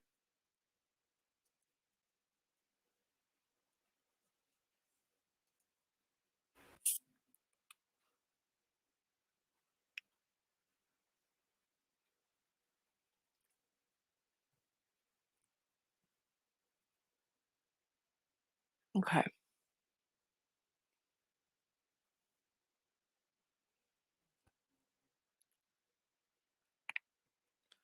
Okay, let's see if I can get this pulled up now.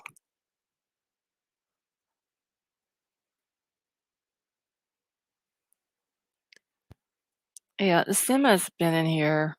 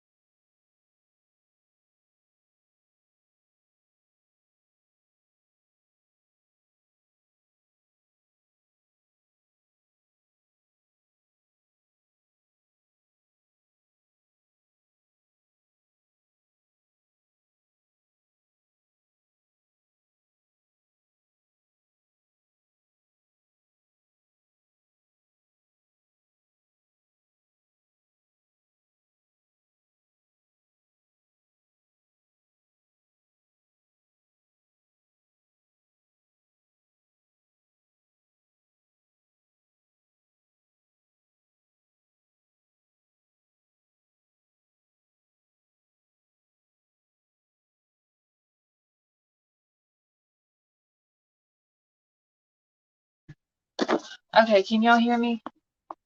This is seriously starting to piss me off.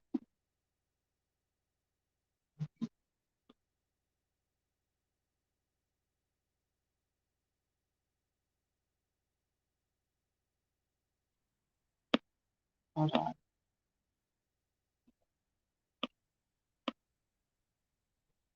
Okay. Um, Give me a second, y'all. I'm trying to get to the bottom of my comments. Okay, because I had to go back to my phone because I keep getting kicked. And this is irritating.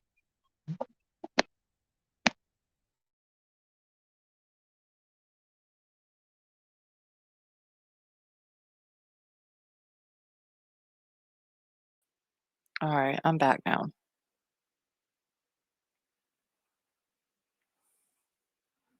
Thank you, Judy. I don't know. It's the weather tonight, and it keeps kicking me, shutting that damn internet down and everything else.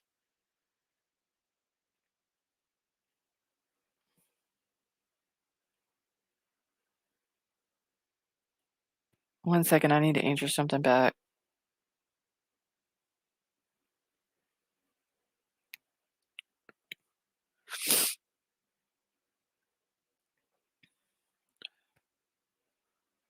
Okay.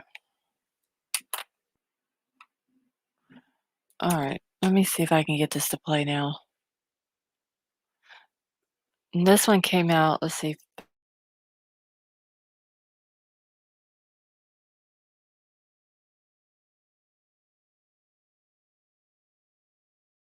Okay, so what if they move the trial somewhere that doesn't allow cameras change of venue? I wonder, if, James, if that would be up to the new judge because of it being a different county or what? I wonder how that would work.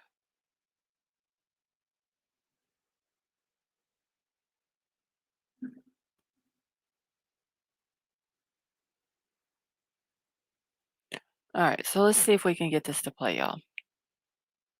Well, let's go ahead and bring in Tracy Walter, former CIA officer and FBI agent. Tracy, thank you so much for being here. Thank you for having me, Kelsey. Well, Tracy, let's go ahead and start with this DNA. From what we know, does Bryan Kohberger, does he look guilty? Absolutely, he's 100%. That affidavit is pretty impressive. Just like what Mr. Gonzalez was saying, they really do have him sort of pinned to the wall here. The DNA obviously is important. However, what's most important really is the white Hyundai Elantra, because that's what puts actually Bryan Kohberger at the scene, and that's how they were able to really figure out who that was. Because when they first ran the DNA that was on that knife sheath, no one was in the system. It was really traced back to someone who was the person's father, which was his dad in Pennsylvania. And so really by looking at that video of the Hyundai Elantra and seeing it kind of circle that area 3 times and then subsequently follow it, and that police officer at Washington State spotting it, that's how they were able to track him as the person inside the vehicle, because that's who the vehicle was registered to. Well, investigators do have a lot of evidence. Well, detectives, they've also confiscated his computer. They have his car now. What else could police be looking for? Well, first of all, I think his computer is probably going to be a treasure trove of information. And I suspect his computer may shed more light on sort of the motive and why he selected the people that he did, or the house that he did, because really that's what's, I guess, missing from the probable cause affidavit. And they don't need it to arrest him. But I think that's really where the biggest questions are, the kind of why and how did you select them? And I really do think a lot of roads in terms of that is going to lead back to social media. Also, he may have tried to dispose of other evidence, maybe clothes, the face mask that he was wearing, those perhaps Vans shoes that they talked about in the affidavit. Those kinds of things may be in his apartment in Washington. And of course, police are still searching for that that weapon. Well, let's go ahead and talk motive. Why did Kohberger choose this group of students? And was Kaylee Gonzalez, was that his main target? You know, there's a lot of hypothesis, right, that I'm sort of throwing out there because I wasn't there. I'm no longer in law enforcement, but I guess using my best guess and my best judgment, I think that someone upstairs was perhaps the target, although I know there's a lot of people that dispute that, and that's okay.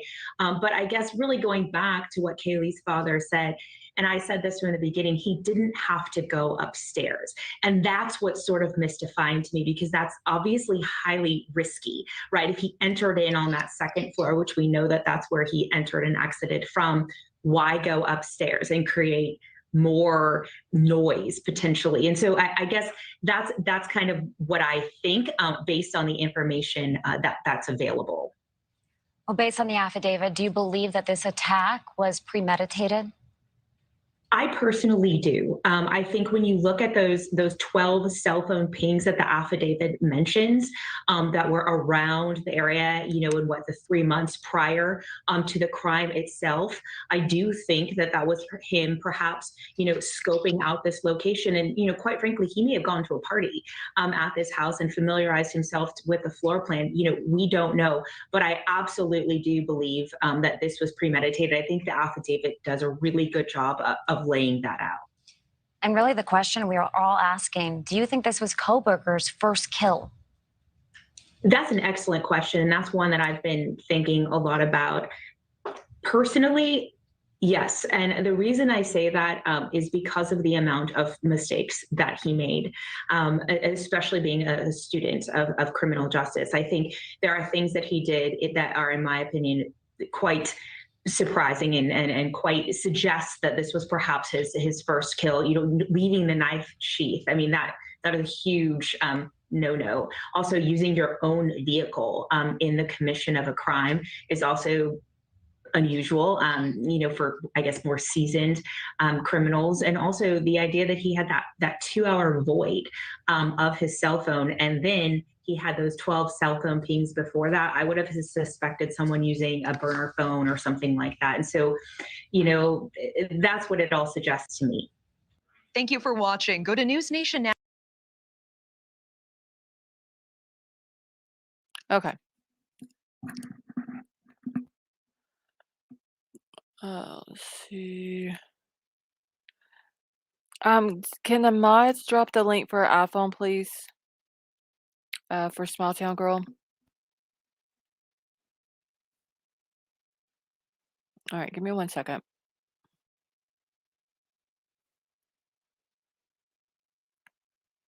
I'm gonna go ahead and drop the link if anybody wants to come up on panel.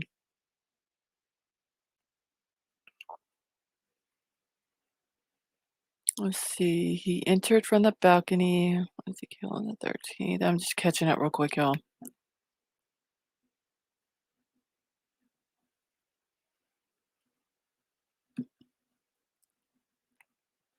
Wait, is Nightbot not working now?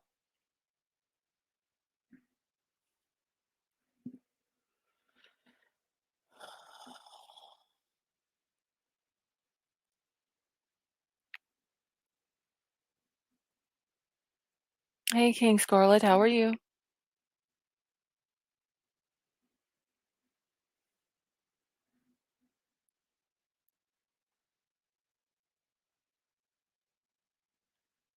All right.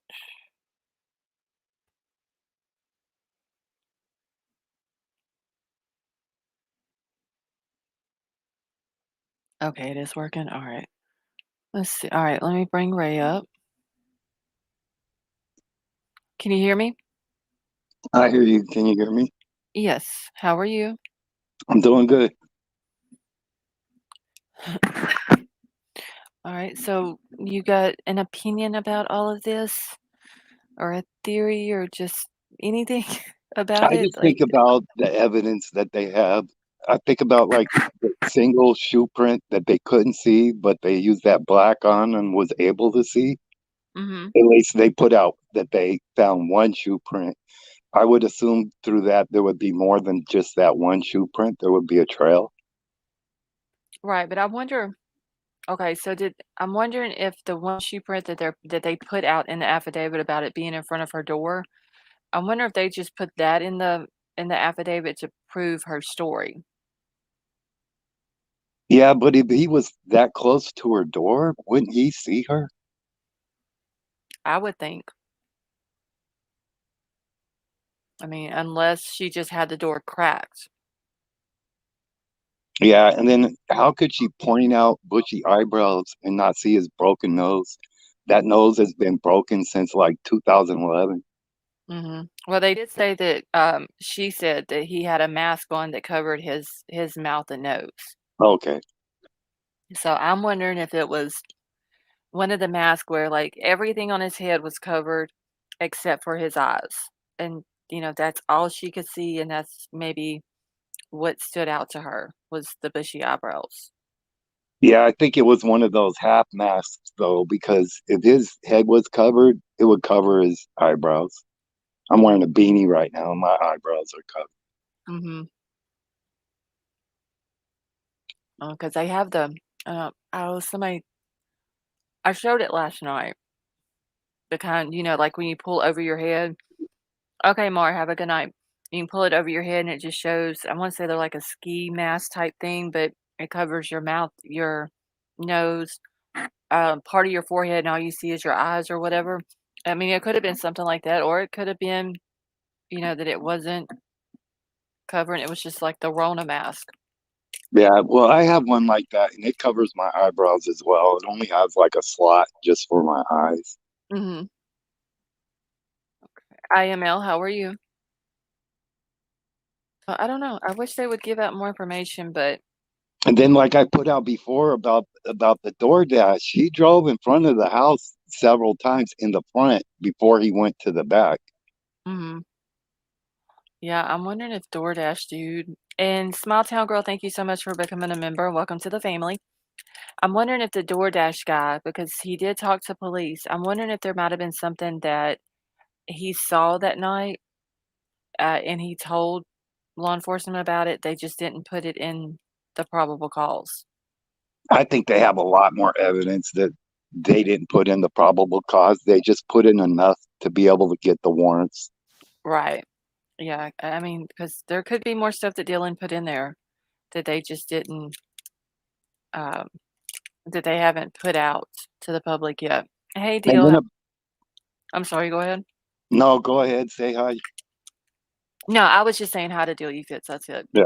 So, Nah, now I lost what I was going to say. I was thinking about the genealogy stuff. The database that they use only has 2 million people in it. There's over 400 million people in the US, so that would lower the 99.98 percentile. mm-hmm. Okay. Hold on one second. I'm just wait. I wonder if there was a rule for new girls, no guys. Miss Puddin, you mean in like in their house? Is that what you're saying? Wasn't there a guy that said he lived in that house like 2000? That's when he had moved out, was in 2000. Yeah, he was. I'm assuming it was him and other guys that had lived there prior to the girls moving in. He was the one that said, well, there was actually two that came out. One said that no He couldn't matter hear where you nothing. walked in, yeah, one said you couldn't hear anything if you were on the first floor. Then there was another guy that came out and said that no matter where you were at in that house, if someone else walked in the house, you would know it. Like Yeah, everybody or else in the creaky. house would know it. So, I mean, you have two different people with two different stories. So who do you believe? Yeah, and that also with Dylan, if she was impaired, the only people that are going to call her for a witness is the defense, not the prosecution, because she'd get beat up. Right. Well, I mean, if she was, I can understand if she was intoxicated that night. They did say she was out in the community. She could have been out drinking or whatever. Um, wait, my Jay-Z, am I cutting out for y'all? I hear you just fine. Okay, someone had said, asked if I was cutting in and out. Um, I could understand if she had been drinking, but if she was impaired in any way, whether it was from drinking or from drugs or anything like that, then how could she tell exactly basically everything that happened that night, like all the times, like every time that she heard something, the times that she got up and opened her door, give n- specific details. If she was impaired that night, how would she be able to do that? I think the same thing. That's why I don't think she was as impaired as people want to project. Mhm. So, I mean, I don't know. I'm not pointing a finger at her, and I think people are still getting upset because we're talking about it, but it was all of this information that we're talking about was released in the affidavit, and people have questions about it, so people are gonna talk about it. Well, some people they get scared, they shut down. You know, Mhm. it's not nobody's saying she's guilty. We just have questions, and guarantee you the defense will just eat her alive. They'll tear her up. Right. She'll break down right there on the stand. Yeah, If a she's and that prone to be, anxiety, and my oldest son has anxiety problems, and Mhm. they're bad. He can't Yeah. function. And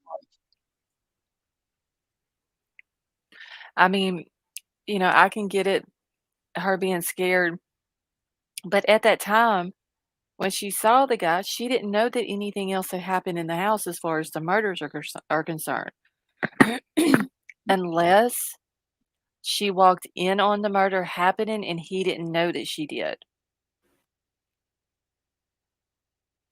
yeah, I don't think that happened just because of the time difference. Because at some point in time, she's gonna call a friend, call a family member. Hey, I'm having a problem.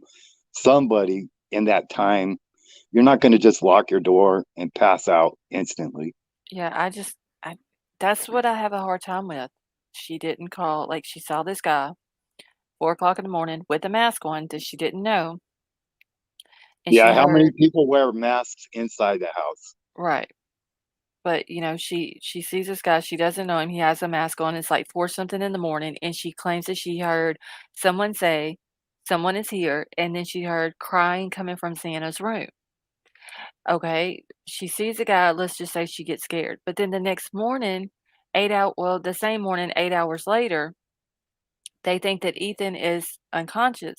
Did she just completely forget about that guy that was in there earlier with the mask on?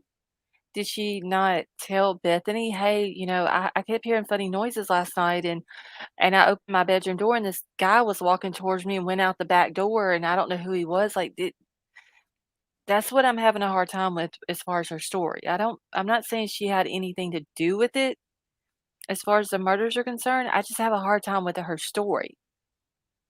Oh, I agree with that. I have a hard time with her story too, but I don't want to project guilt on nobody. Right. Even even Big Kid. You know what I mean? Mhm. He's innocent until proven guilty. Right. And I could poke holes in every point on that affidavit because the white Elantra didn't have a license plate. So how do you know it was his? I mean, just at WSU, there was 90 Elantras that the security officer or police, the campus police, I don't know if it's security or campus police, had checked out. And that's when they got on his trail. That was like what, November 22nd or Mm. 23rd or something like that. Yeah, because I did see where, okay, so the guy who dropped the girls off, he's the one, that said that Brian lived 1,200 feet from his front door. And he said that he does a lot of driving for, um, the University of Idaho and the WSU campus. And he said that after that, after he found out about the murders and everything, and he talked to police, he said that whenever he was working and he would be driving around, he would always look for white Elantras. And he said that he did see Brian's white Elantra at his apartment, and he stopped and wrote down the plate number and all that. And he said just on WSU's campus, there was 7 or 8 or 9, I can't remember the exact number, that he wrote down the plates and wrote down where they were at, and then he turned it over to the FBI tip line. And he said that with Brian's car, he thought it was too new of a model because at that time they were asking for a 2011 to 2013, and his turns out to be a 2015. But he said that he did turn it in to them. And, he said that there would be some that he would see, like, over around University of Idaho campus and around Moscow and all this and that, and he said every time he would see one, he would write it down and turn it in, trying to help him uh, find the car. I think it's creepy, though, Well, y'all, that he literally lived 1,200 feet away from the guy who dropped them off just a couple of hours earlier. Well, if LE had that information, like late November, when did Dad come pick him up on the 13th or December? Wait, hold on. I think I've got, let me see if I downloaded those. Somebody sent me, I bet you I didn't download them. Crime Crazy, were you the one that sent me the details on Brian's dad's plane ticket? Somebody sent those to me. He actually called the day before and he flew out. He called the day before he flew out there. He ended up getting hung up. Where was he? He got hung up somewhere. Oh shit! I gotta find him. Okay, thank you, Crime Crazy. She's got him. But anyway, they ended up leaving on like I think the 13th, going back to Pennsylvania. But I'll have to look Yeah, at the so ticket. if they had the vehicle information late November, why didn't they start, watching him then instead of wait till he got all the way to Pennsylvania and only 4 days before they arrested him. I don't. I mean, I they would were have been waiting on digging their. through his trash. I would have been digging through his trash while he was still in Pullman. That's what I'm saying. You had enough Right, time to be able to dig through his trash. right. I don't know. They said that they followed him. I don't know if they got a tip that he was leaving, going back to Washington, and that's why they set it up to be, for FBI to watch him or whatever. But um, I don't know. I don't. There's a lot of things with law enforcement on this case that I don't understand. Well, I also think, with those genealogy things, that test takes like 8 weeks. A normal test when you get your mom and dad, like for paternity, only takes like 2 days. Hmm. But the genealogy test takes 8 weeks. So maybe, they were pushing it fast, but they still had to wait for the time for the science to pull up the DNA. And Right. that's why they waited until he left. Because they said that. Okay, so I forgot what the date is, but they said that they saw him at like 4 o'clock in the morning. He had the surgical gloves on, and he went and put the trash in the neighbor's trash can. Well, he put some in his family's trash can, then he put some in the neighbor's trash can, and then when the police seen it, they went and got the trash out. Well, the next day, that trash that they got out in Pennsylvania was sitting in Idaho at the crime scene lab, and they were doing the DNA testing on it. And I don't know if that was like the last thing that they had that they needed for that warrant or what. See, there are over 26 million DNA specimens in the three largest companies' database. Damn, that's a lot. All right, let me pull this up real quick. Yeah, but the two that the law enforcement use, it's been said that they have a little over just 2 million in those, and in the other ones you can opt to say, hey, I want my DNA in the database, or you can say I don't want it in the database, and they won't give it out. Mhm. Yeah, that's why I'm not sending my DNA to nobody. Oh, I'm never, I like if they find something in your blood for DNA wise that they can make a cure from, for some sort of medication or something, you don't Mhm. have no right to that, even though they'll make money off of your DNA. That's why I'm not sending my DNA in. I'm just that's crazy.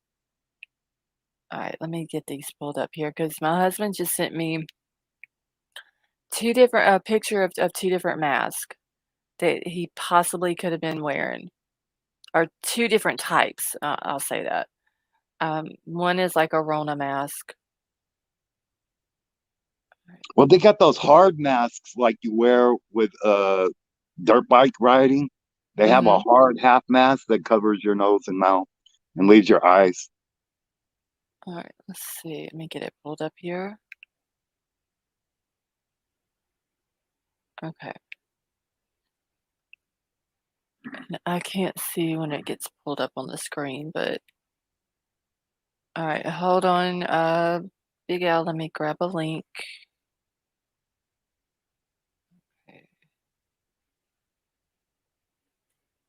All right. Hey, I want to submit DNA. My mom's told me all my life that we're related to Mary Queen of Scots, Mhm. and so I wanted to check that out with DNA, but I'm just afraid of the government having my DNA. I don't trust our government, not one bit. Right. Big Al, can you hear me? Yeah, I hear you. Can you hear me? Yeah, I can hear you. How are you? Oh, I'm good.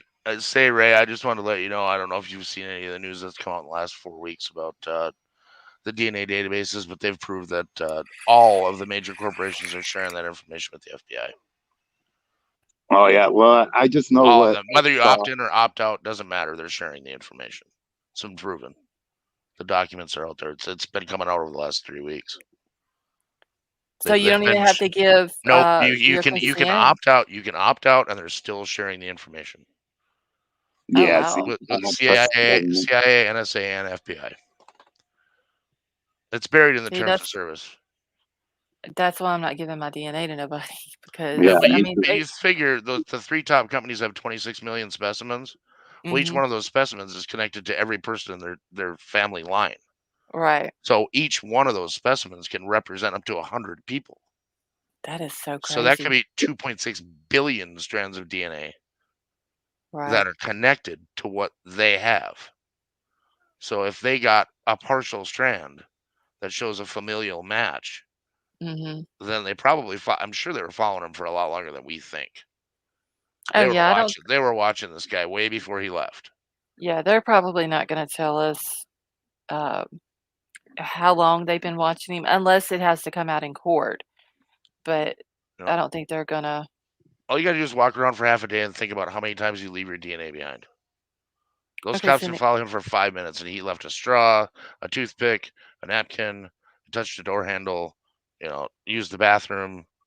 I mean, you leave your DNA everywhere unless you're in a Tyvek suit with rubber gloves on. okay, see, now that because 'cause I've never thought about that, you go places, you touch things, you leave your DNA. See, now I don't wanna go nowhere and leave my DNA because I I've read case stories about them pulling DNA off of the fill caps for your car, the fuel cap, Oh, wow. because you have to grab it and it leaves skin cells Mhm. behind, and they just open up your side door, swab that freaking thing, and they got everybody's DNA that's put fuel in that car.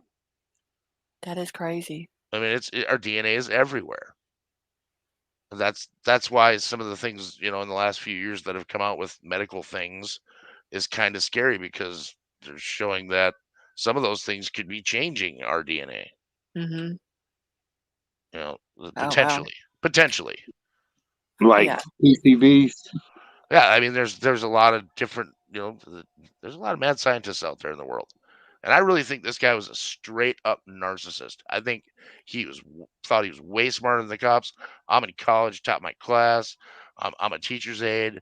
I can outsmart these guys, I could and outsmart him and he because, like you panicked. said, Tyvek suit, rubber gloves, all that. You go in there, you don't leave no DNA unless Mm-mm. it gets ripped open. Yeah, I mean the sheath being left behind. I believe. Okay, I have a K-bar and I wear it when I hunt. You can't miss it. I Oh, mean, yeah, because you're they're gonna see it. If huge. somebody walks by, you're gonna see it. Right. So I think he had that thing hidden in his jacket or in his hoodie or in his sleeve, and he lost track of it when things went crazy. I mean, Yeah, I just well, think about gutting deer, and I can't imagine thinking about gutting a deer and thinking about all these people. It had to I be, know. no matter how ready he thought he was for that level of evil, I think he straight up panicked. I think he didn't expect as many people being there as he thought was there. I also say like he came by 12 times starting in what was it, July or August? All the Was it all I the way wanna up say to August is what I okay, wanna all the way say. up to November. Well, I thought the first time he pinged was in July, like late July, Imma have to go like back the and read 20 the something. affidavit. But what I'm saying is that was a 4 month period. He had to be going over there less than one time per week. So I don't think he was stalking anybody Ray, unless you're they're. breaking up really bad. Oh, I'm sorry. Is that better? I still can't hear you. Hello. I can hear you fine. Okay, Well, Big I'm Al, just you're saying breaking up too. it was less than one time per week unless a lot of those hits were around the same time. Okay, is he breaking up for anyone else No, in chat? that's all you. Yeah, it must be because Big Al, you're breaking up too. I can hear, like, when you're talking, it's just breaking up really bad. Yeah, it's you. Oh, my internet sucks so much. But I just don't think he was stalking unless it happened like later and all of the pings were close to. And if he used Walenta, he would every time he drove by, it would ping and say he was close. Yeah, I mean, if he's using navigation or Breaking up, but if he has everybody Google else active on an Android phone, I don't know what kind of phone he had. everybody else can hear perfect, but Anybody know what kind of phone he had? Was it an iPhone or was it Android? Because if it's an I don't know Android, if it's been said. if it's an Android phone and he's got Google Location running, I know for me, I just had Google Location get me out of a speeding ticket. It records everything, every trip you make in your car, the route you take, the speed, everything.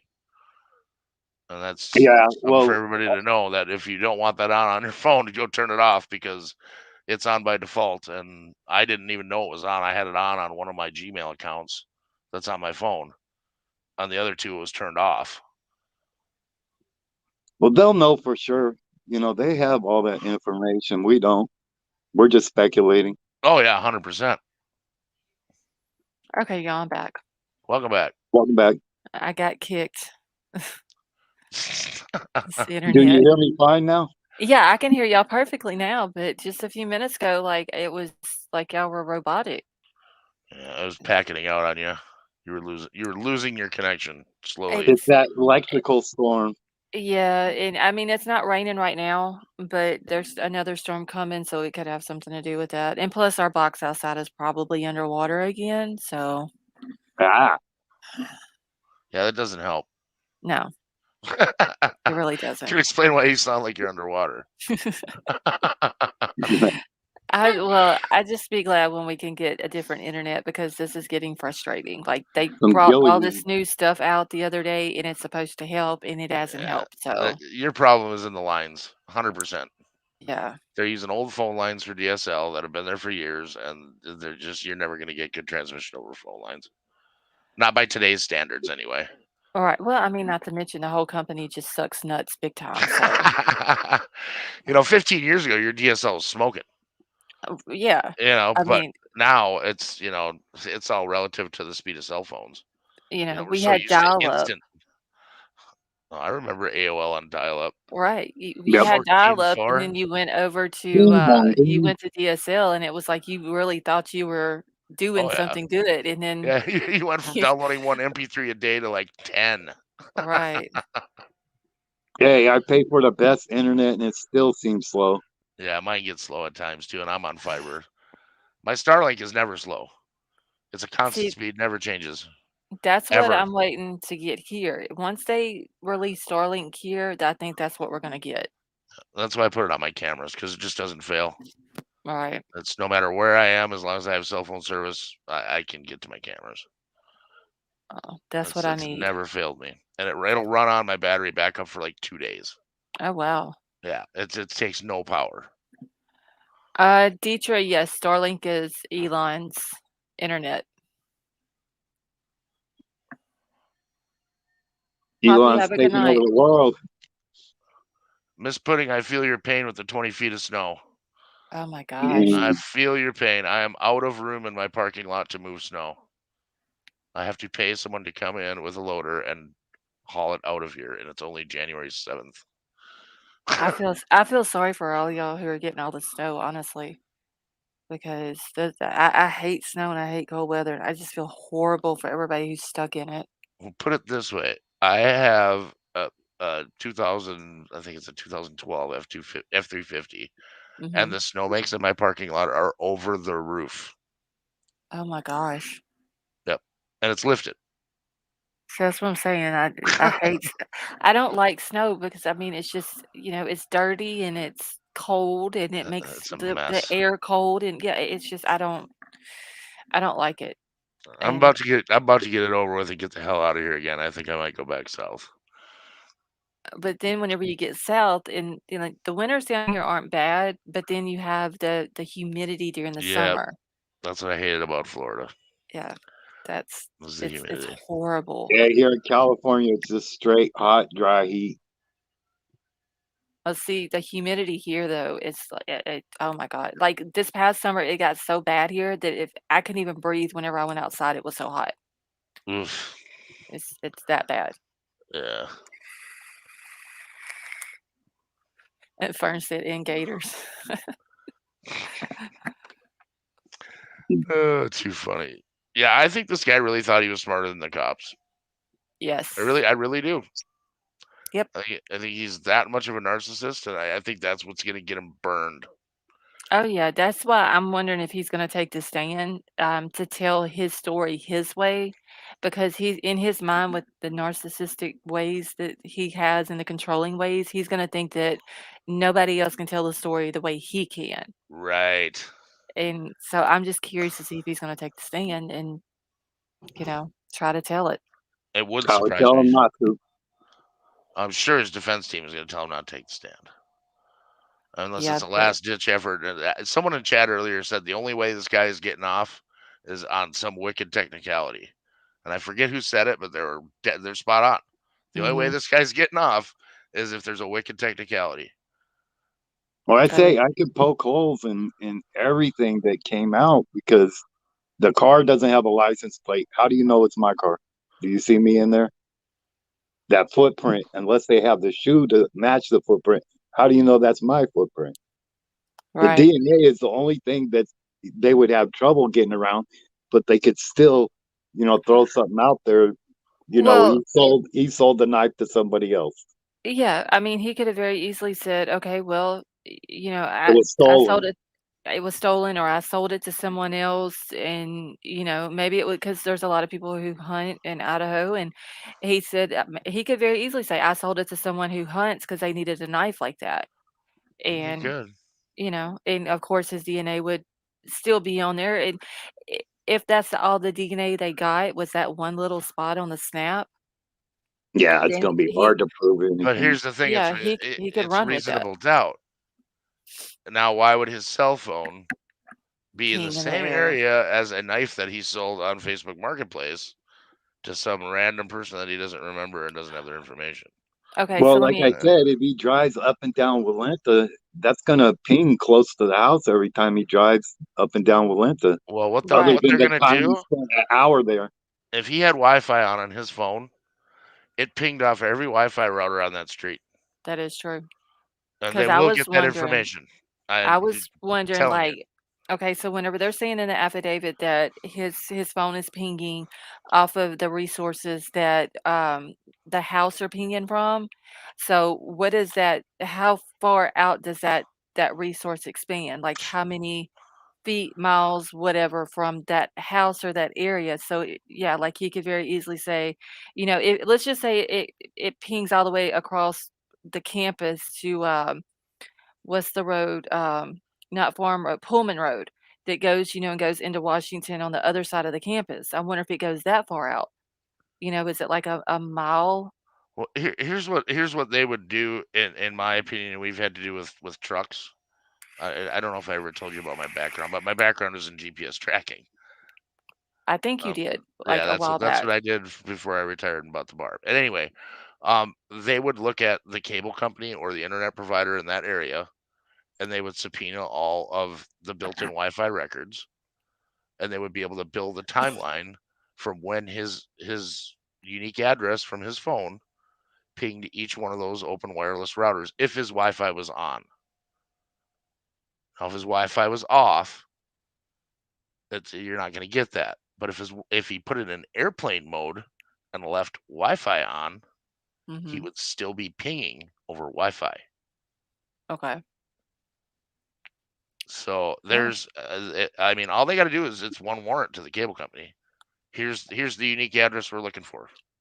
Yeah, I don't think he Run it was smart against your enough to logs. hide that. Run it against your logs. I mean, I catch myself all the time in airplane mode with Wi-Fi on. That's interesting. I wonder if he was that smart though to like just cut everything off where he would Nah, because ping. he brought the phone with him. He's not that smart at all. Oh Yeah, he yeah, brought it that with is him. I true. mean, the I phone mean, should he have drove stayed his at own home. vehicle. Yeah, he drove his Because own I wouldn't vehicle, bring a so phone with me. Well, he's not a seasoned criminal, so he didn't know anything about the first thing about stealing a car. I mean, let's face it, this guy, he's a rookie, but he thinks he knows. He thinks he knows it all. You can Yeah, just he tell thinks by he's that smart. smirk on his freaking face. It makes me want to punch my screen. I can't stand the look of this guy. I really can't. Like I say, intelligence equals knowledge. Smart equals wisdom. He knew a lot of shit. He was intelligent, but he wasn't smart. He had no wisdom. Well, not from a criminal standpoint, anyway. Yeah, I don't like the guy.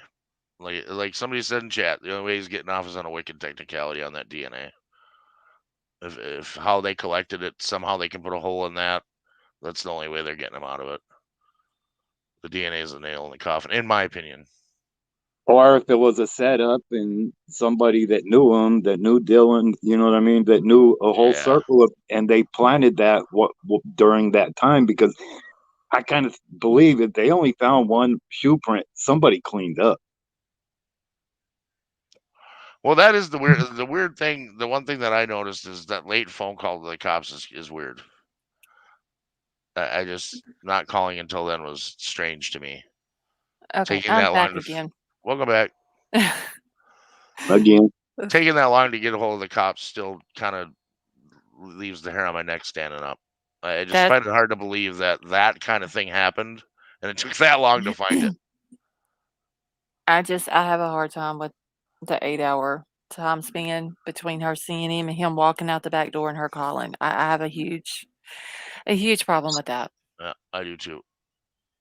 That's and the defense. I think someone in the chat said the defense is going to hammer on that, and they're gonna Oh, yeah, I mean, for sure. if I'm a defense attorney, I'll be like, "Well, okay, if you claiming you saw my client, why did you wait 8 hours?" Especially when you said you heard a roommate crying and someone say that there's someone in the house. Right.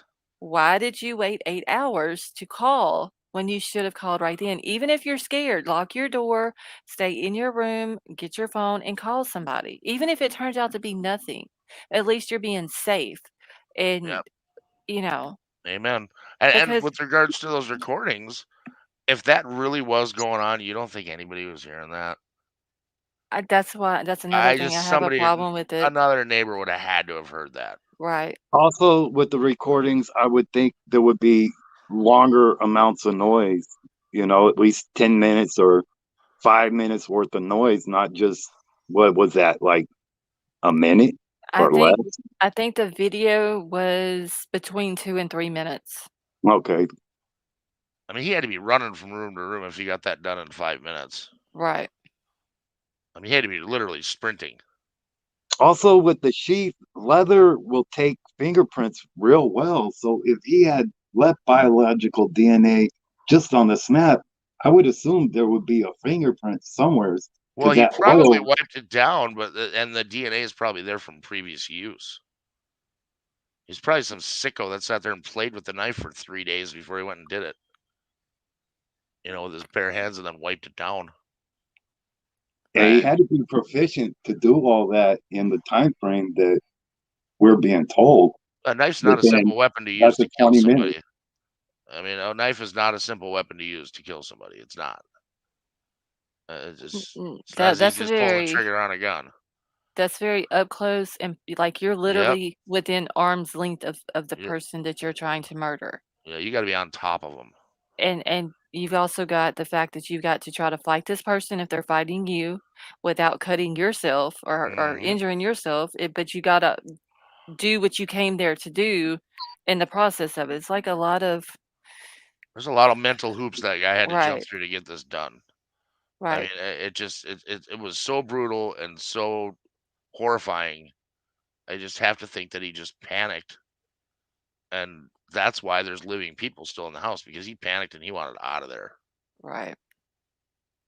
Or if he had an accomplice and he dropped him off.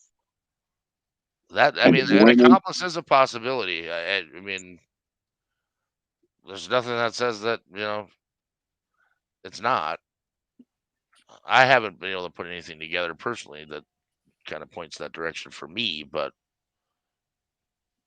I mean, I Well, think I don't think so either, but that time is just so short to be able to do that, to for people to go, from wherever he parked to get into the house. Because he parked, they said, around 4:04. yeah. That's what Now, they have on the cam. I'm not super familiar with DoorDash, but here they just leave it on the door and take a picture and leave, and then you get a notification on the app that it's at the door. They don't even knock on the door. So is that different in other places? I don't know. I guess that's a question for chat. We can't even get a pizza delivered here, so I Well, have no I'm idea only about speaking. DoorDash. I'm only speaking of the times I've had it in hotels that are close to where I live. But I mean, I'm pretty sure they just take a picture and bounce. And yeah, and just to prove that they dropped it off. Let's I'm see. reading the chat. Hey, Brandon, how are you? Okay, sad Cowboy fan said they text. Oh, they knock. Yeah. See, we just got a notification on our phone. I was like, Okay. oh, Yeah, food's outside exactly. on the floor. Okay. So now I just spent $38 on food that's on the floor. I wasn't happy about it. I kind of wanted somebody to hand it to me. You know, It didn't look Right. like she ate any food either. That bag looked full. I mean, the last place I'm eating anything from is the floor in a hotel. We sat and Yeah, stared at that bag for like 15 minutes before we ate it. that had to be disgusting. I was like, I don't know if I can do it. I know it's in a bag, but it was on the floor in a hotel. Exactly. I mean, who walked by it while it was sitting on the floor? I mean, I spent 12, Yeah. 12 years living in hotels. I ran around with one of those portable things that Lysol wipes. Every time I went into the room, I mean, it was surgical. I mean, check the bed for bed bugs, check the, Yeah, Right. yeah. gross. Yeah. That's why I don't eat at restaurants. I mean, I don't know if them people wash their hands or Oh, you pick should their hear nose. my cooks hate me. My cooks absolutely. I'm a Nazi. I I have just, 3 alcohol sanitizing stations in one section of the kitchen alone. but that's a good thing though. Well, I'm anal about it. I'm like, you get somebody sick, you're fired. Right. I I get a mean, phone call from the that's health department that somebody got sick while you were working, you're fired. exactly. And that's the There's very no reason reason. why, like, there's a restaurant here that ever since I can remember, I refuse to eat at it because I know that I went to school with the people who work there. Right? And I know how they are and how they grew up and the things that they do, and I refuse to eat there. That's why I don't eat at restaurants. I don't know what these people do with their hands, Yep. Back to you know? food. We got to talk about Yes. food once a night, huh? I Oh, got yeah. I got a big window that you can see from the bar into my kitchen. It's like an aquarium with a cook in it. And I Hey, tell I them used they're to watching you manage all the for. time. Right. Don't do I anything used to stupid. manage for. I used to manage for Five Guys, and their cleanliness is off the charts. They have like the best records in the nation. Yeah. Mhm. I've been Yeah, in business 6 years and I've never had a health department complaint. But see, that's a good thing though. Yep. You know, people wanna go eat at places that are clean. I just don't I just don't know, especially if they don't wear gloves. You know, there's some restaurants that they don't make you wear gloves. Gloves I can't gross me out I because well, people get lackadaisical when they're wearing a glove. They touch all you kinds just of leave it things on. just because they're wearing a glove, I and just then they don't change them. I can't get past the hand thing. That's my That thing. gloves went from $32 a case to 145 Oh my since COVID. god. Oh, So wow. I would rather pay for the alcohol and the extra hand washing stations because I know, I literally make them take a test and make them wash their hands and tell them you're not doing it long enough. Yeah, 'cause Wash it what for is it? longer. The doctors, they'll, like some doctors, whenever they wash their hands before they go into surgery, they'll, like, sing us like the ABC song Yep. or a Hmm. song because it's, like, 2 to 3 minutes long, and they'll Yeah. sing it as they're washing so they know that they washed long enough. Hmm. Yeah, I can't get I don't know what it is. It's just I can't get past the hands. I don't know what they do with their hands, so I refuse to eat at them. Yeah, I'm really careful about it just because I feel that way, and I'm very hypersensitive to customers that feel Mhm. that way. Right. Well, I mean, it's your business and you don't want anybody getting sick Yeah, or hell no. It's the so worst. It's the worst thing that can happen to the reputation of a restaurant. right. It absolutely is, and not to mention it's just gross. Yeah. It's Or gross. you don't want innocent people getting sick or kids getting sick or which I know you can't have kids in there, but, it's just a Oh thought no, we that we still have kids. We have a restaurant section too. oh, okay. Yeah. Well, I mean, you don't want kids getting sick, No. it's just Well, every a time the kids leave, I go down and wipe down all the games with a Lysol wipe. a deal you fit, so we're freaking him out. I'm sorry. All right, next topic. And Patriots said they stopped eating out years ago. Yeah, I refuse to do it. I would love to go eat at the Chinese restaurant right now, y'all, but I won't do it because it's an open buffet. Yeah, I don't do Hey, And buffets. homemade food No tastes more better. buffets. yeah, I won't do it because they don't make, with COVID and all that going around and I know people don't want to wear masks and that's fine, but they're standing over the buffet when they're getting their food and I just no. There's always that one person that leans under the sneeze guard Yes. to look at the To food. reach to reach To reach across it? Yeah, I Yep. mean, cause like, my husband, we ate at a restaurant, this has been years ago, and he ended up getting H. pylori, from eating out, and because the food wasn't no good, and it caused his stomach to bleed. He was throwing blood up, and if I wouldn't got him to the hospital in time, they said that he would have drowned it on his own blood. And they had to go in and, like, burn his where it was bleeding at and all that. I mean, it was a mess, and had to take, antibiotics for so many days, and ever since then, he refused to eat at a restaurant, like, he won't do it. And, since COVID Uh, came out, I refuse to do it. I got It's just dysentery from a restaurant in the Atlanta airport, oh, wow. and I landed in LA and was the sickest I think I've ever been for like 4 days. Mhm. It was Yeah, horrible. that stuff that my husband had, like, I mean, he poor thing, he thought he threw his liver up, like, it was that Oh bad. Jesus! Like, they said it was clots because it had been sitting in his stomach for so long because, like, the night before that, he felt sick, and they said it had been bleeding for several days, and he didn't know it Oh jeez! until he had to get it out of his body, and it was oh my god, y'all. That's the only time I'd ever been in an emergency room that involved blood or anything like that, and I got sick from it. Oof. All right, we're grossing out the chat. I'm sorry. We're killing the buzz. We're killing the buzz. But, I mean, it's just, I'm trying to keep it real, y'all. That's how I am, so, Uh, I mean but, yeah, I refuse to eat out. I'd much rather stay at home and cook. yeah, I'm with you on that. I try to do It's that every chance I get, but it's pretty mm, rare. right. I spend a lot more time eating wherever the daily special is than anything else. Okay, so y'all are starting to get robotic on me again, so if I drop out, it's because Uh-oh. I got kicked again. Well, I'm going to be dropping out because I have got to get up and make Bloody Marys in the morning for football. Oh god, it's storming again. Yeah, I heard someone say "Go Steelers." I say that's my Oh, boy. mix exactly. Well, the only thing you can count on tomorrow is the Vikings will choke again. I just hope I get enough people coming to watch it to make it worth it. Was she dropped again? Yeah, I'm sure she did. That DSL she's got her. I'm still here. I'm just Oh, waiting okay. for it to kick me. I She's can waiting. still I know whenever y'all start getting robotic, it's about to kick me, so I'm just sitting here waiting to get kicked out.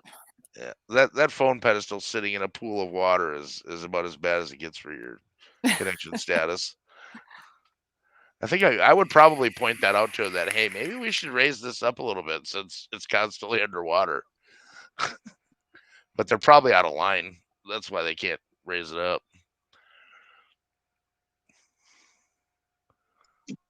Yes, All Brandon, right, the guys. Vikings are overrated, Brandon. I agree with you 100%. Oh, I'm there gonna she drop. goes. There she goes.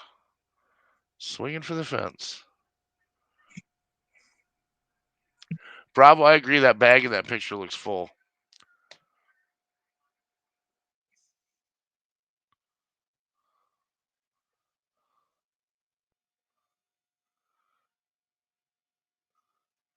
Okay, can y'all hear me? Yep. Okay, I'm back. Welcome back. Welcome back. Welcome back. Where'd Ray go? I don't know. He must have dropped off too. Well, hell, this I know. weather is awful. We switched to football for a minute, and everybody's talking about how disappointing my Vikings are. I don't even watch football, so I try not to. I'm forced to just because of the bar. Otherwise, I wouldn't. right, yeah. I mean, I don't even watch LSU football. Like, I'm not a we big just fan of the NFL or the college administration for some of the things that the choices they've made in the last right. few years. Let's see. Werewolf Queen, I probably will here in just a few minutes. It's starting to get irritating. Like whenever I was listening to y'all talk, I could tell I was about to get kicked. That's why I was just sitting there waiting when y'all went robotic. Laura, no, I don't watch football. I mean, I have. I grew up watching it, but just I'm not that big into sports. No, like drag racing or something like that. Yeah, but football isn't all that.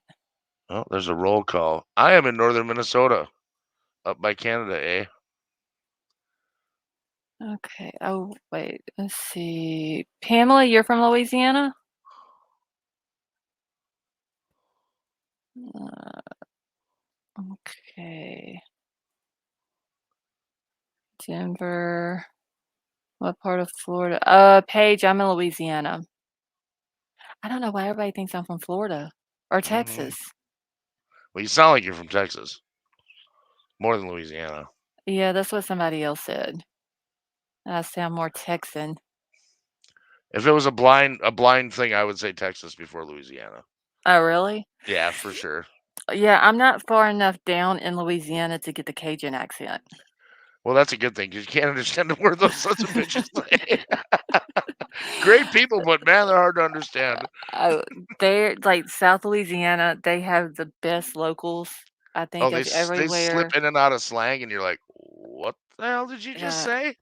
right. I mean, I can understand them because, I've went down there every summer growing up down to the beaches and all that down there, but they literally have the best locals of anywhere that I've ever been. Oh, Like, they're friendliest just people. right, like, you can just Yeah, go, if you go visit some friends from down there, they're like, "Hey, just let me know when you're coming, I'm gonna have food cooked for you and all this and that," and, like, these people, whenever they cook for you, they literally cook, like, yeah. They don't mess 10-course around. meals, right, and ask this real quick so I don't forget it, thank you so much for the super sticker earlier. But yeah, they are just like the best cooks ever, but they're so nice. It's like the Southern hospitality is you get that when you go to South Yep. Louisiana. Well, I'll tell you what. The best advice I ever got was from a coworker. He said, "You're going to New Orleans next week. The best thing you can do is drive 30 miles in any direction and ask a local where to eat. Get the hell away from New Orleans Right, and go out to where the locals eat." And I'll tell you, best advice I ever had. right. That's the best Yeah, food of my life outside the city. I mean, just yeah. awesome. And the Because people are amazing. oh, yeah. I mean, we go down to Cameron just about every year, and, before you get to it well, you have to go through this little place, it's like a little community called Creole, and then you go over into Cameron. Well, there's, like in Creole, there's this little store, and it's just like a general store, I guess you would call it, and when you go in there, they have, like, this whole long bar, and it's nothing but, crock pots of food. And Yep. you just go down, you get they got Tulsa, they got boudin, they've got, like, all these different things, and it's so much better than going to a restaurant in South Louisiana. The food is just it's more of a home cooked meal than a restaurant type meal. Yeah, I'm trying to remember. I'm looking at the map, trying to remember where the hell I was at. I think it was Lacombe. It was on the other side of Mm, the lake. Awesome, just killer, just super nice people. mhm, It wouldn't let. I mean, it was like a bitch to get out of there when we were done. It took like an hour of just chatting to get out the right. door. Oh, yeah, because, I mean, they love I mean, that's the thing, they love to talk Yeah, and I, I'd all that. I'd go there on vacation anytime. Yeah, I don't really like New Orleans. I've been there a couple of times. It's I've literally dirty, lived here. I've lived here 42 years, except for 2 months that I lived in Illinois. And I've been to New Orleans 3 times. dirty. Yeah, I don't Smells like like it. pee. Yeah, it's a very dirty place. If you wanna go anywhere in South Louisiana and just have really cool locals, go to the west side of the state, down to Cameron and Holly Beach and all that. It's very awesome down there. I spent a month there after Katrina outfitting National Guard and Mhm, DHS trucks with GPS and different communications because the sat towers were down. mhm. And that was probably the worst 2-month project of my life. Yeah, yeah, It was it's horrible. horrible down there. Horrible. Just horrible crime. Just horrible. Just horrible. Yeah. I didn't like Illinois either. I was there for 2 months, and I hated it. The whole 2 months I was there. Like, one day it's nice, sunny, warm weather, go to sleep, wake up the next morning, and there's literally a foot of snow on the ground. Yeah. I'm Yeah. just like, "I'm not used to this. I wanna go Yeah. home." That swing is pretty rough. Yeah, I hated it. I couldn't find nothing. They didn't even have Tony Sasseray up there. That's The that's only kinda place you're gonna find that up here is like oh, what the hell's the name of that place? Trader Joe's. Oh, I don't even think There's they none have of the one of grocery them. stores carry it up here. Like, that's a deal breaker. None of the grocery That's stores carry it. I told my husband, I was like, "I wanna go home. I don't like it here." My aunt and uncle was there, and that's all like, no food that I liked, nothing. And so we came back home. I told him I was not moving. If I moved to another state, I may move to, like, East Texas, but that was it. I would stay here my entire life. Yeah, I do like Louisiana. It's a cool spot with nice Yeah. people. Yeah, Well, I gotta most get up and make Bloody Marys for 60 people in the morning, so I'm Oh, gonna wow. call it. Alright, well, thanks for coming up and explaining all that earlier and hanging Yeah, out with no, us. pleasure, 100%. My pleasure. Alright, well, It's good to anytime you come wanna up and come up talk and tell the chat hi once in a while. Right. Well, I mean, anytime you wanna come up, just let me know, and I'll drop a link for you. Right on. I sent you a message on Twitter too about video. If you're having a problem and you want me to share your video or Uh-huh. audio, just let me know. Okay, I'll yeah, just I'll pop get up and share it off of my screen. Okay, That way you and don't have to I worry about will, your connection. I've also got to send you the email for the commands for the Nightbot. I forgot Yes, to do please that do. today, so I'll do that tonight. I had Crime someone send me a message on Twitter. I forget who it was, but I got a lot of them, but I don't think I got them all. Okay, it might have been Crime Crazy. I think it probably was. Okay, well, Crime I have to Crazy, look. remind me whenever I get off the thing tonight to send Big Al the commands for Nightbot. Because if I don't tell her, I'll forget, so I'll do that here in a little bit. Yeah, I think that's who it was. Her Okay. Twitter is different, right? Yes. Okay, yeah. I'm Yeah, pretty sure that's who it was. okay. All right, y'all. Have a good night. Stay safe. Okay, well, thanks for coming up, and have fun tomorrow with your Bloody Marys. Be kind, everyone. We'll see you. Alright, talk to you later. Bye bye. Bye. Alright, y'all. 1 second.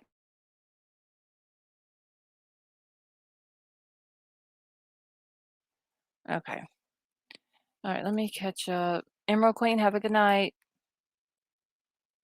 Let's see. Werewolf Queen, you have a good night as well. Okay, let's see. Okay, no, it was Sifa that sent it? Okay. Alright, well, just remind me, Crime Crazy, to send him an email with all of them, and, I'll get them all sent over to him. Because I was gonna do it today, and then my internet was down, or the whole damn internet, electric, and everything was down, so let's see, wait, we need to add S caption to the iPhone link. It only pulls the link, and it's hard for everyone to notice. Okay, wait, little baby. Send me an email about that, please. This says, hold on, let me see what this says. Okay, oh, and I got your Twitter message too. Wait, little baby. Thank you for reminding me, because I will literally forget, y'all, as soon as I get off of here. Okay, hold on. Troll just sent something to me. Send pig out. Okay, Crime Crazy, I got your email too.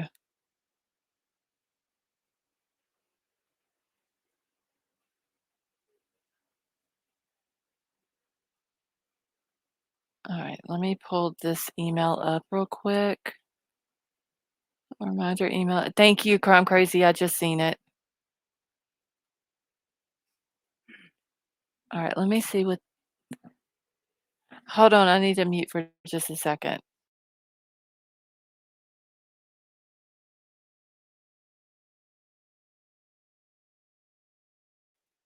All right. So Troll says he found this on a Facebook group. He doesn't know if it's true or not, but he found it interesting.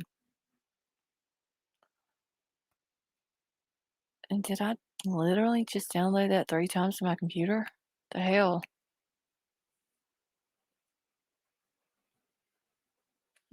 Okay. All right. Let me see what it is now. I think it's something off of 4chan. There's like 2 different things on here.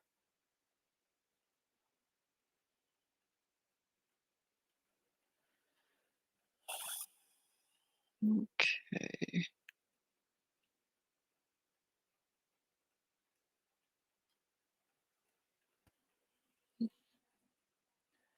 Has anyone seen a pic of DM in a hotel lobby hugging an island?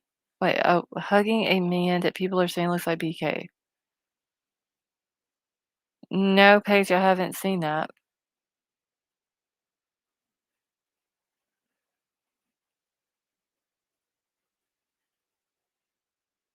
All right, so let's see what this is.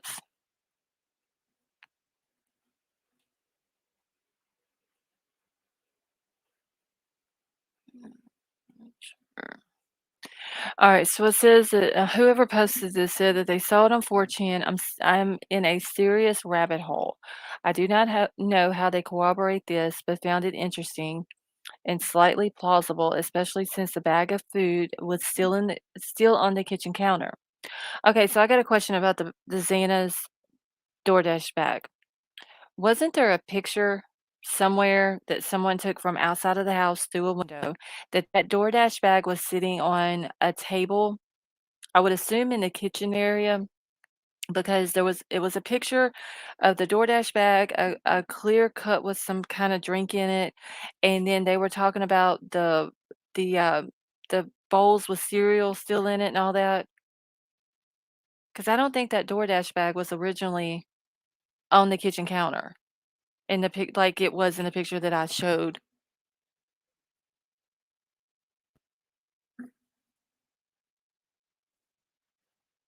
Okay. All right. Miss Winston, now she's hungry. All right. So since the food was still on the kitchen counter, also would like to also and shit, I can't read tonight, y'all. Okay, counter and pick I saw. Okay. All right. So and would also explain why one of them said someone is here. Also, if there is an intruder in my house, I'm not saying someone is here, I'm screaming it. And then they edit it. Says, guys, listen, I'm not saying that it's a perfect theory. It's not mine. I didn't know what 4chan was before I arrived there via a rabbit hole of Google searches. Yes, I read the affidavit. Yes, there were some holes in this theory based on the affidavit, depending on how you interpreted the words of the affidavit. Please forgive me for sharing it anyway. I don't know how Xana would have known that the food was there if she didn't order it. Perhaps she saw that someone had pulled up and went to the kitchen to see who was there. None of us have all the answers. My sincere apologies for participating in the group. Oh, wait, I went the wrong way. Okay. So this was the thing that was posted on 4chan. It says, whatever, I'm not a cop. They had Bryan early-ish because Xana never ordered DoorDash from her account. So could have someone else like, 'cause I don't know how DoorDash works either. So can someone else order DoorDash for you and have it delivered to your house? But if they did that, wouldn't there be like, does DoorDash keep a log of calls that come in and deliveries that are made? Wouldn't there be some type of thing for that? Like, that they could go back and say, "Okay, well, so and so ordered this and it went to this address?" So if she didn't order it and somebody else ordered it and had it sent to her, seems like they would have been able to yeah, a credit card would have been attached.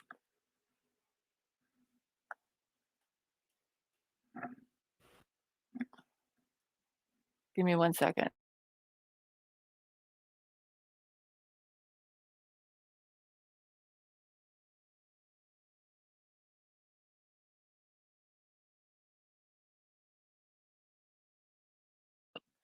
Okay, let me get back over here. Alright.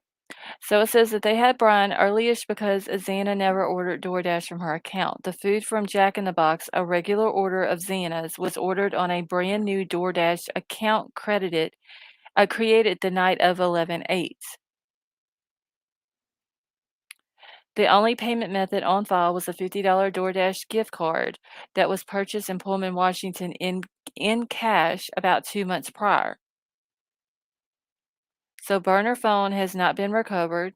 It's believed the food was sent to see if anyone was still awake. Requests left at door with no knock because roommates are sleeping.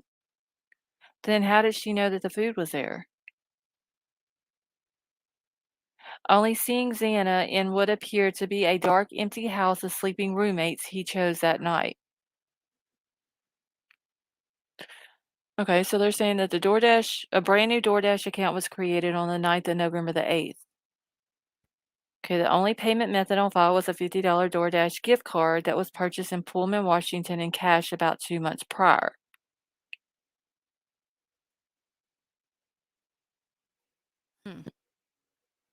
That's interesting. So, could have Douche Pickle created this account, bought the DoorDash gift card, ordered the food for Xana, but why only Xana? Why was it just her? Was there a certain reason why he ordered it for her? And it says on here that the food from Jack in the Box a regular order for Xana. How would he know that it was a regular order for her if he is the one who ordered it? I mean, could he have been sitting there waiting for DoorDash to show up?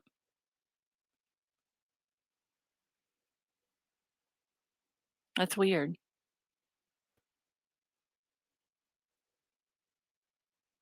But I mean, if the gift card was purchased in cash 2 months prior, more than likely they're not gonna be able to go back on the cameras that far to see who it was that purchased it. Okay, so you can give or use false names. Okay.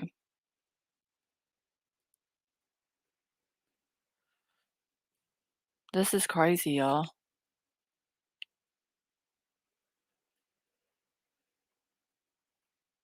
And this was posted on January the 7th. So how does this person know? That's what I'd wanna know. Like, where is this person getting this information?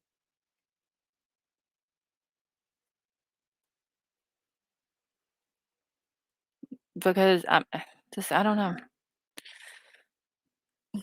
This is another wild ass rabbit hole, y'all. Because if I mean, I would say take it with a grain of salt, but then if it comes out and it's true, how the hell does this person know? Either they knew about it when it was happening because they're in with douche pickle, or it's someone with law enforcement who is leaking information.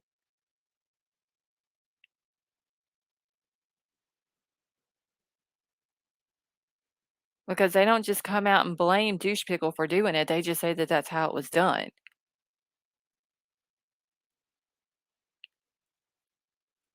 Miss Puddin', honestly, I don't think he is either. Maybe what went on in the house, he may be the only one who knows that. But I don't think that the planning part of it, the logistic part of it, I don't think he's the only one who knows. I think there's someone else who was helping him with it. Someone who was into that kind of thing, and they helped him try to perfect it, and it might have been the perfect crime, but then whenever he went in by himself, he just messed it all up and left the sheet there and all that.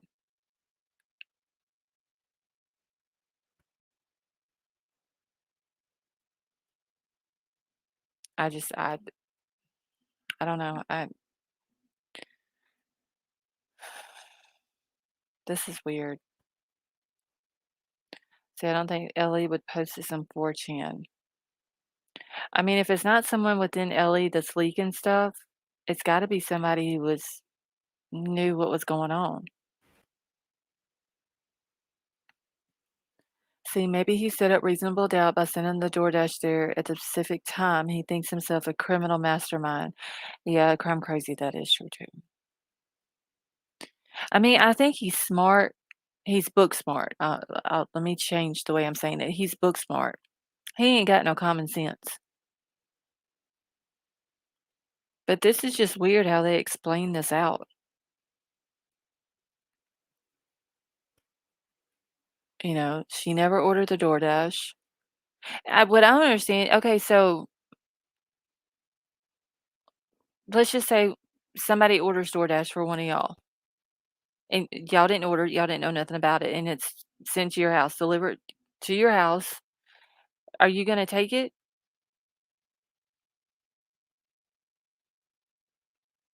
I mean, because if she didn't order it, she literally took it and brought it in the house.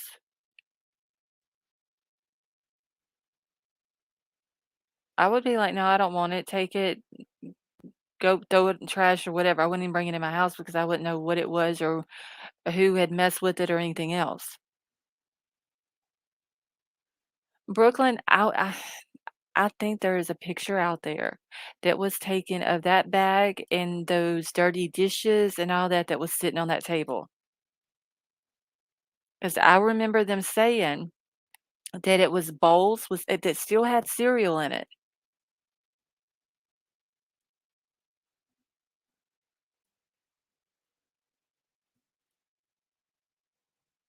But now there's also a picture that I showed yesterday of the DoorDash bag sitting up on the bar. So I don't know if all this stuff originally was on the counter and in the sink, like the dirty dishes, and they had to take it all out and they put it on the table because they were maybe searching the sink or swabbing stuff and they had to move it or what?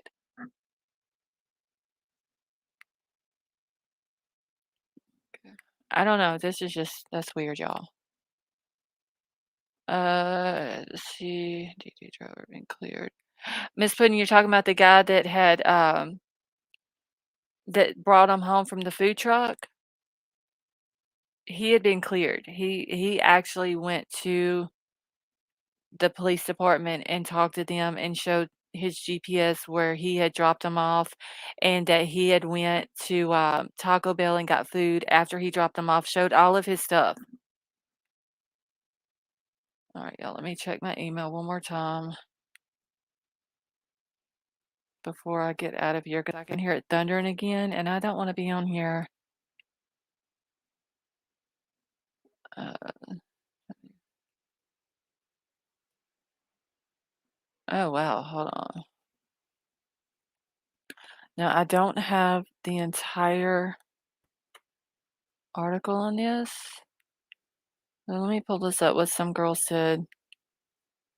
Wish it would rain here, Miss Puddin', you can have all the rain you want, girl, 'cause we got too much of it here now. I bet you whenever we get up and go out, I gotta take my son to work in the morning, I bet you my road is flooded again. Alright, let me get this pulled up.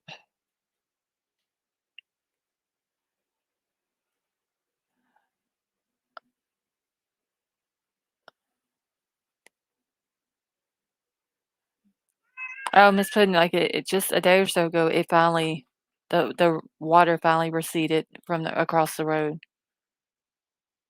Like, it was bad here, and it's supposed to rain today, I think tomorrow, and then Tuesday again. Which it hasn't flooded here. There's a lake not far from my house that every few years it floods and, like, floods people's houses and all that, so I'm looking for that to happen again this year. Yeah, finally. I think he's wanting out. I think that's why he's in here meowing. Fuzzy Butt's laying here. He ain't said anything. He's stretched out on the bed sleeping. Let me check Twitter real quick.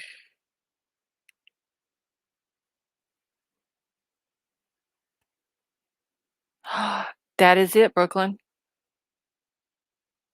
Is that the one? Hold on. Okay, this one. Wait, is that the bag? No, that's the popcorn bag. But isn't there one though that shows the the the DoorDash bag on that table? I could have swore there was one with a Okay, Crime Crazy, I got your other email too. Yeah, I'm gonna email you about that as well. Let me check Marissa's email real quick. Okay, could it be leaked security camera image that shows Dylan Mortensen and Bryan Kohberger hooking up before Idaho murders? Oh, damn. Okay, let me show this real quick, and then I'm gonna show, uh wait, am I sharing? Yes, I'm sharing this, ain't I? Okay, so it says on this right here, I don't have the whole article, but I just have this part. It says, kept trying to touch me. Girl who went on Tinder date with Bryan Kohberger reveals that he told her that she had good birthing hips.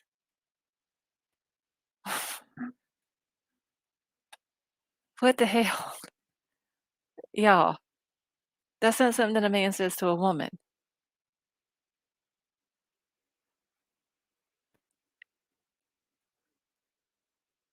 That's ridiculous. If some man told me that, y'all, he would be leaving there with no nuts on his body. Literally. That is just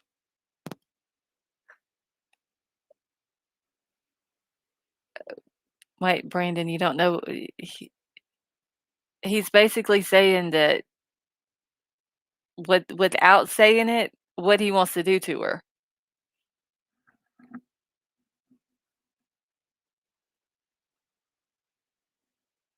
I'm sorry, but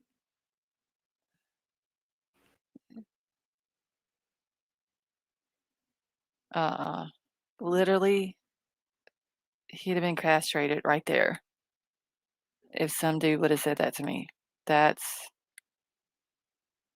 that's ridiculous.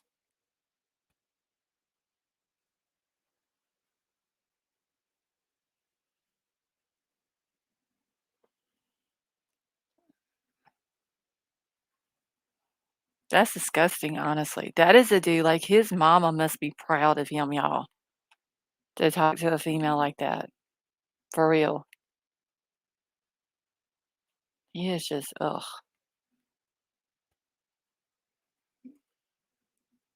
Alright, let me get to my email real quick. He's drunk with a lady. Yeah, that is just that is a grown ass man who does not have any morals or respect or decency or anything else for a female. Alright. So Marissa just sent me this. Miss Puddin, that's exactly what he was saying. Like, he literally he used that line on her, telling her that he wanted to have intercourse with her. I'm trying to watch what I say on here. But that was the line that he used. Like, this dude, y'all.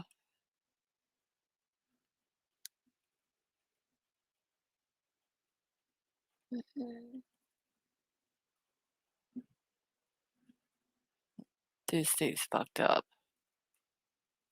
honestly. Alright. Let me get this one pulled up. So telling a woman that she has fine birthing hips won't get you a sec oh, no, bravo. I'm telling you, if some man told me that, he wouldn't be able to have a second date, first date, or kids, or anything else with any woman. That's just fucking that's disrespectful, honestly.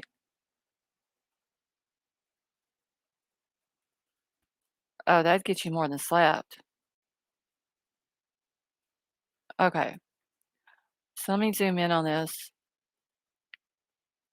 So someone says, could it be leaked security camera image that shows Dylan Mortensen and Bryan Kohberger hooking up before Idaho murders?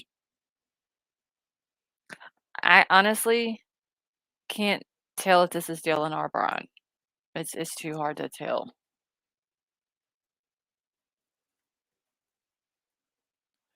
Got you 3 kids.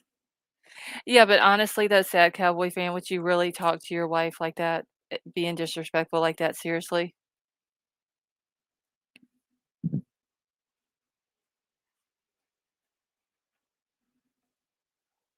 Hold on one second.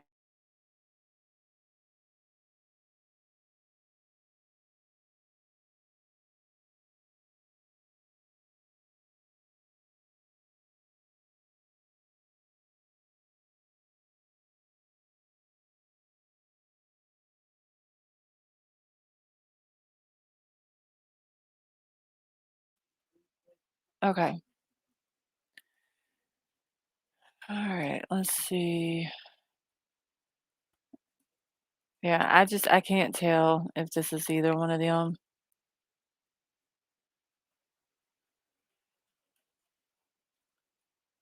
Let's see, it's by the sink.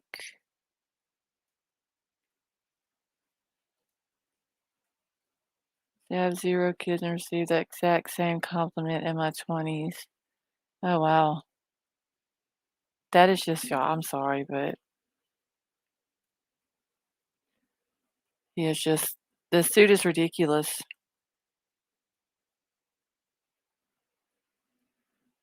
Honestly. Alright, so I wanna ask one other question real quick before I end it. I sent you the okay, hold on, let me go grab it. Alright, so a while back, me and some of the mods were looking into some stuff. There is a picture that I remember seeing of Dylan in a car, and she's taking a picture of herself, and for whatever reason, she took a picture out, like, of the dash, the radio area, the vents and everything, like the air vents and everything, and she was taking it out of the like, through the out the windshield. Can anybody does anybody or have y'all seen that picture? The one I'm talking about? And if you have it or if you come across it, can you please send it to me? Because there's something in that picture that I need to put that picture next to another picture to verify something. No, it's not in a Jeep. It's in a car. This picture is in a car. There is one with her and her boyfriend, and she shows the dash. I thought that was the picture that I was looking for, but it's not the picture.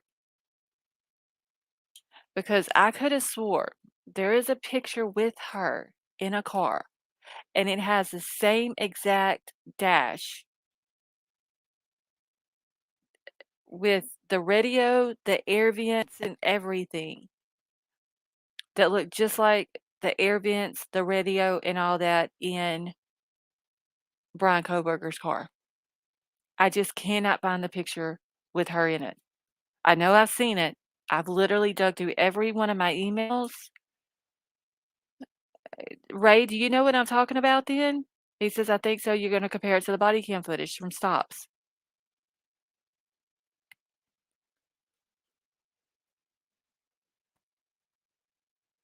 Because the one that I have of her and her boyfriend, it's not the same dash.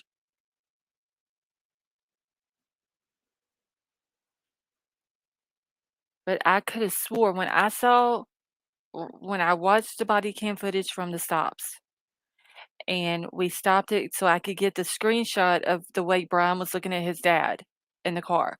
And I noticed the radio and the air vents and all that. I told my husband, I was like, Dylan, there is a picture with Dylan in a car that's got them same exact air vents. I just got to find it. So if anybody comes across it, can you please, if you don't mind, send it to me so I can do a side by side?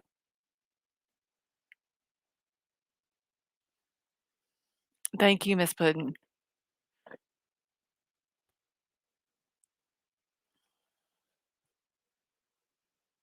Okay, White Widow baby, this is the picture I have of the DoorDash bag. But that cup that's in that picture, thank you, Brandon. The cup that's in this picture that's sitting beside the hand soap, that cup, and let me go back to the picture that all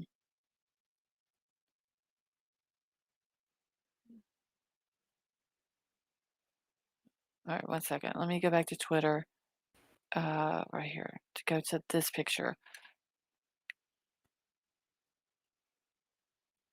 Okay, so that cup that's sitting in that picture that White Widow Baby just sent me, I'm gonna download it and pull it up because I know I got it on my computer. I just don't know exactly where it's at, so I'm just gonna download hers.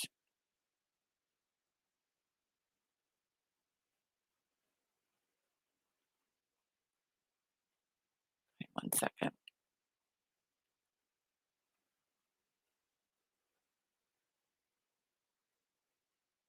Okay, that cup is sitting on this table, and I'm fixing to pull it up here. Give me just a second. I gotta exit off of all of this so I can pull the picture up.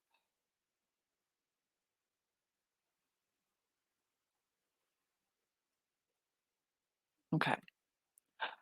So no, this cup is gonna be Starbucks. All right. So that cup right there, and then that hand soap right there, because there's the bag, Xana's bag or whatever from Jack in the Box. This cup and this hand soap is sitting on the table, and I'm fixing to pull Brooke's picture up Brooklyn's that she sent to me off of Twitter. Give me just 1 second.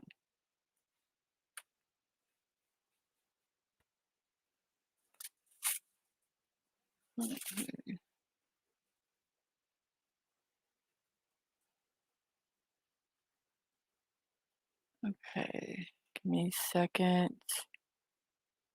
All right, let me click on this picture, and I'm gonna pull this up so y'all can see the same picture that I'm looking at now on my phone.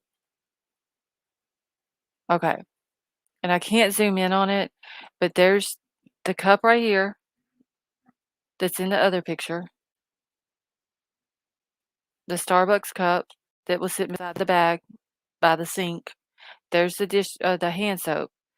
I thought there was a picture of that DoorDash bag on this table, but this is where they were talking about all the dirty dishes with the bowls with the cereal still in it and all this and that. All right, give me just 1 second. Let me look at something else.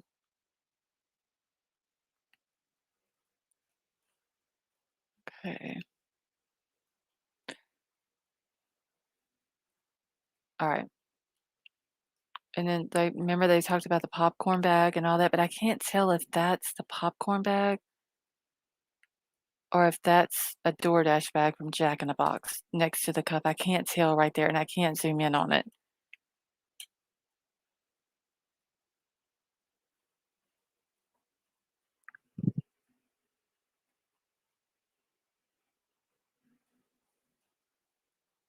Hold on 1 second.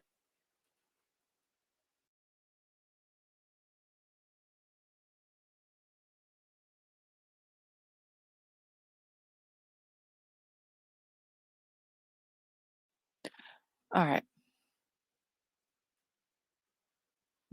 Okay. Okay, that's the popcorn bag. Okay. It's hard for me to tell because I can't zoom in on it because the picture's on Twitter. But it is the cup. There's the bottle of the hand soap.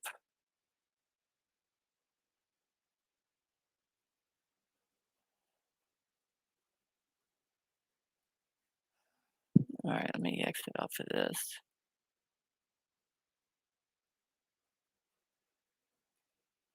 Okay, so yeah, if y'all can find me the picture, I'm not saying that that's her. Hey, Doreen, how are you? I'm not saying that it's Dylan in the car with or in Brian's car. I'm just wanting to see if it's the same, the two if I do a side by side, see if it's the same. Um, so, I'm not saying she's has been in his car or anything like that.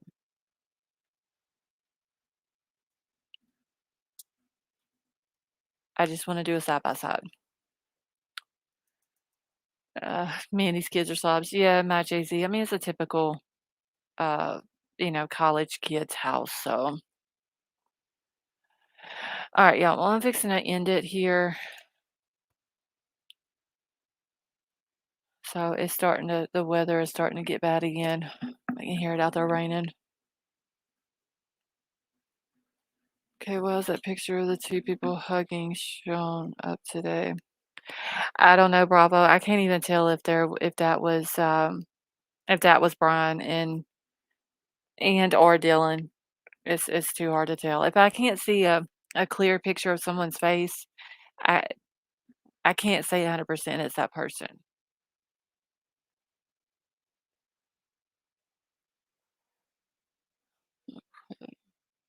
And I don't even know where it's from. Laura, you have a good night, honey. B, you have a good night as well. I don't know. I don't know who found it, Bravo, or if they're just throwing it out there to throw a rumor out to say that Dylan and Bryan had something going on. I don't know.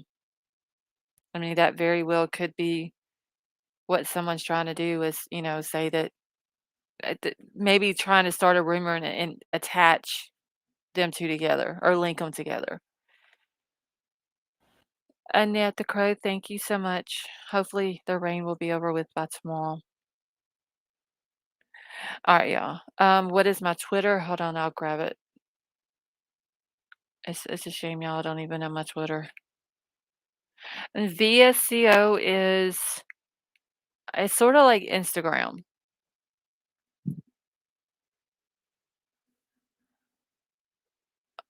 Okay.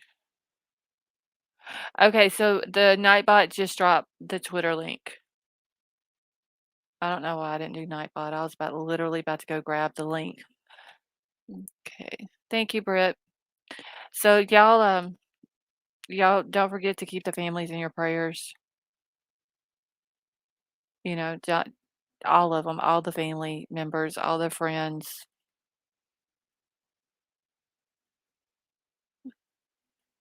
Let's see.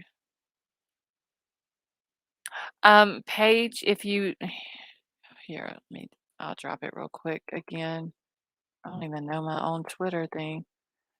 Sifa, I got your message just a second ago. I'm gonna answer you back in a minute, okay?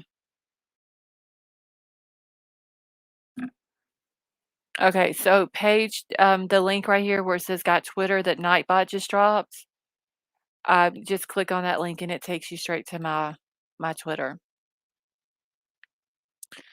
See, well, sure, sweetheart, and 10,000 times better than that grumpy guy. Let's get her. Well, thank you, Ruger22. I appreciate that. Is Nightbot a robot? I don't know if you consider him a Nightbot. I mean, a Nightbot. Lord, y'all, I need sleep. A robot. We just drop a certain word and he does what we tell him to do, basically. Werewolf Queen, thank you so much for the super chat. And it says, for the victims' families, thank you, honey. Candy, have a good night.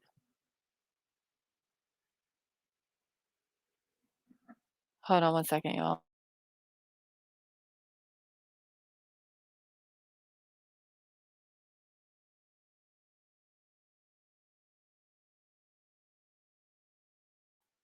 All right, so I'm fixing to get out of here. I love you all. Thank you all for coming and hanging out with me, and I will see y'all tomorrow.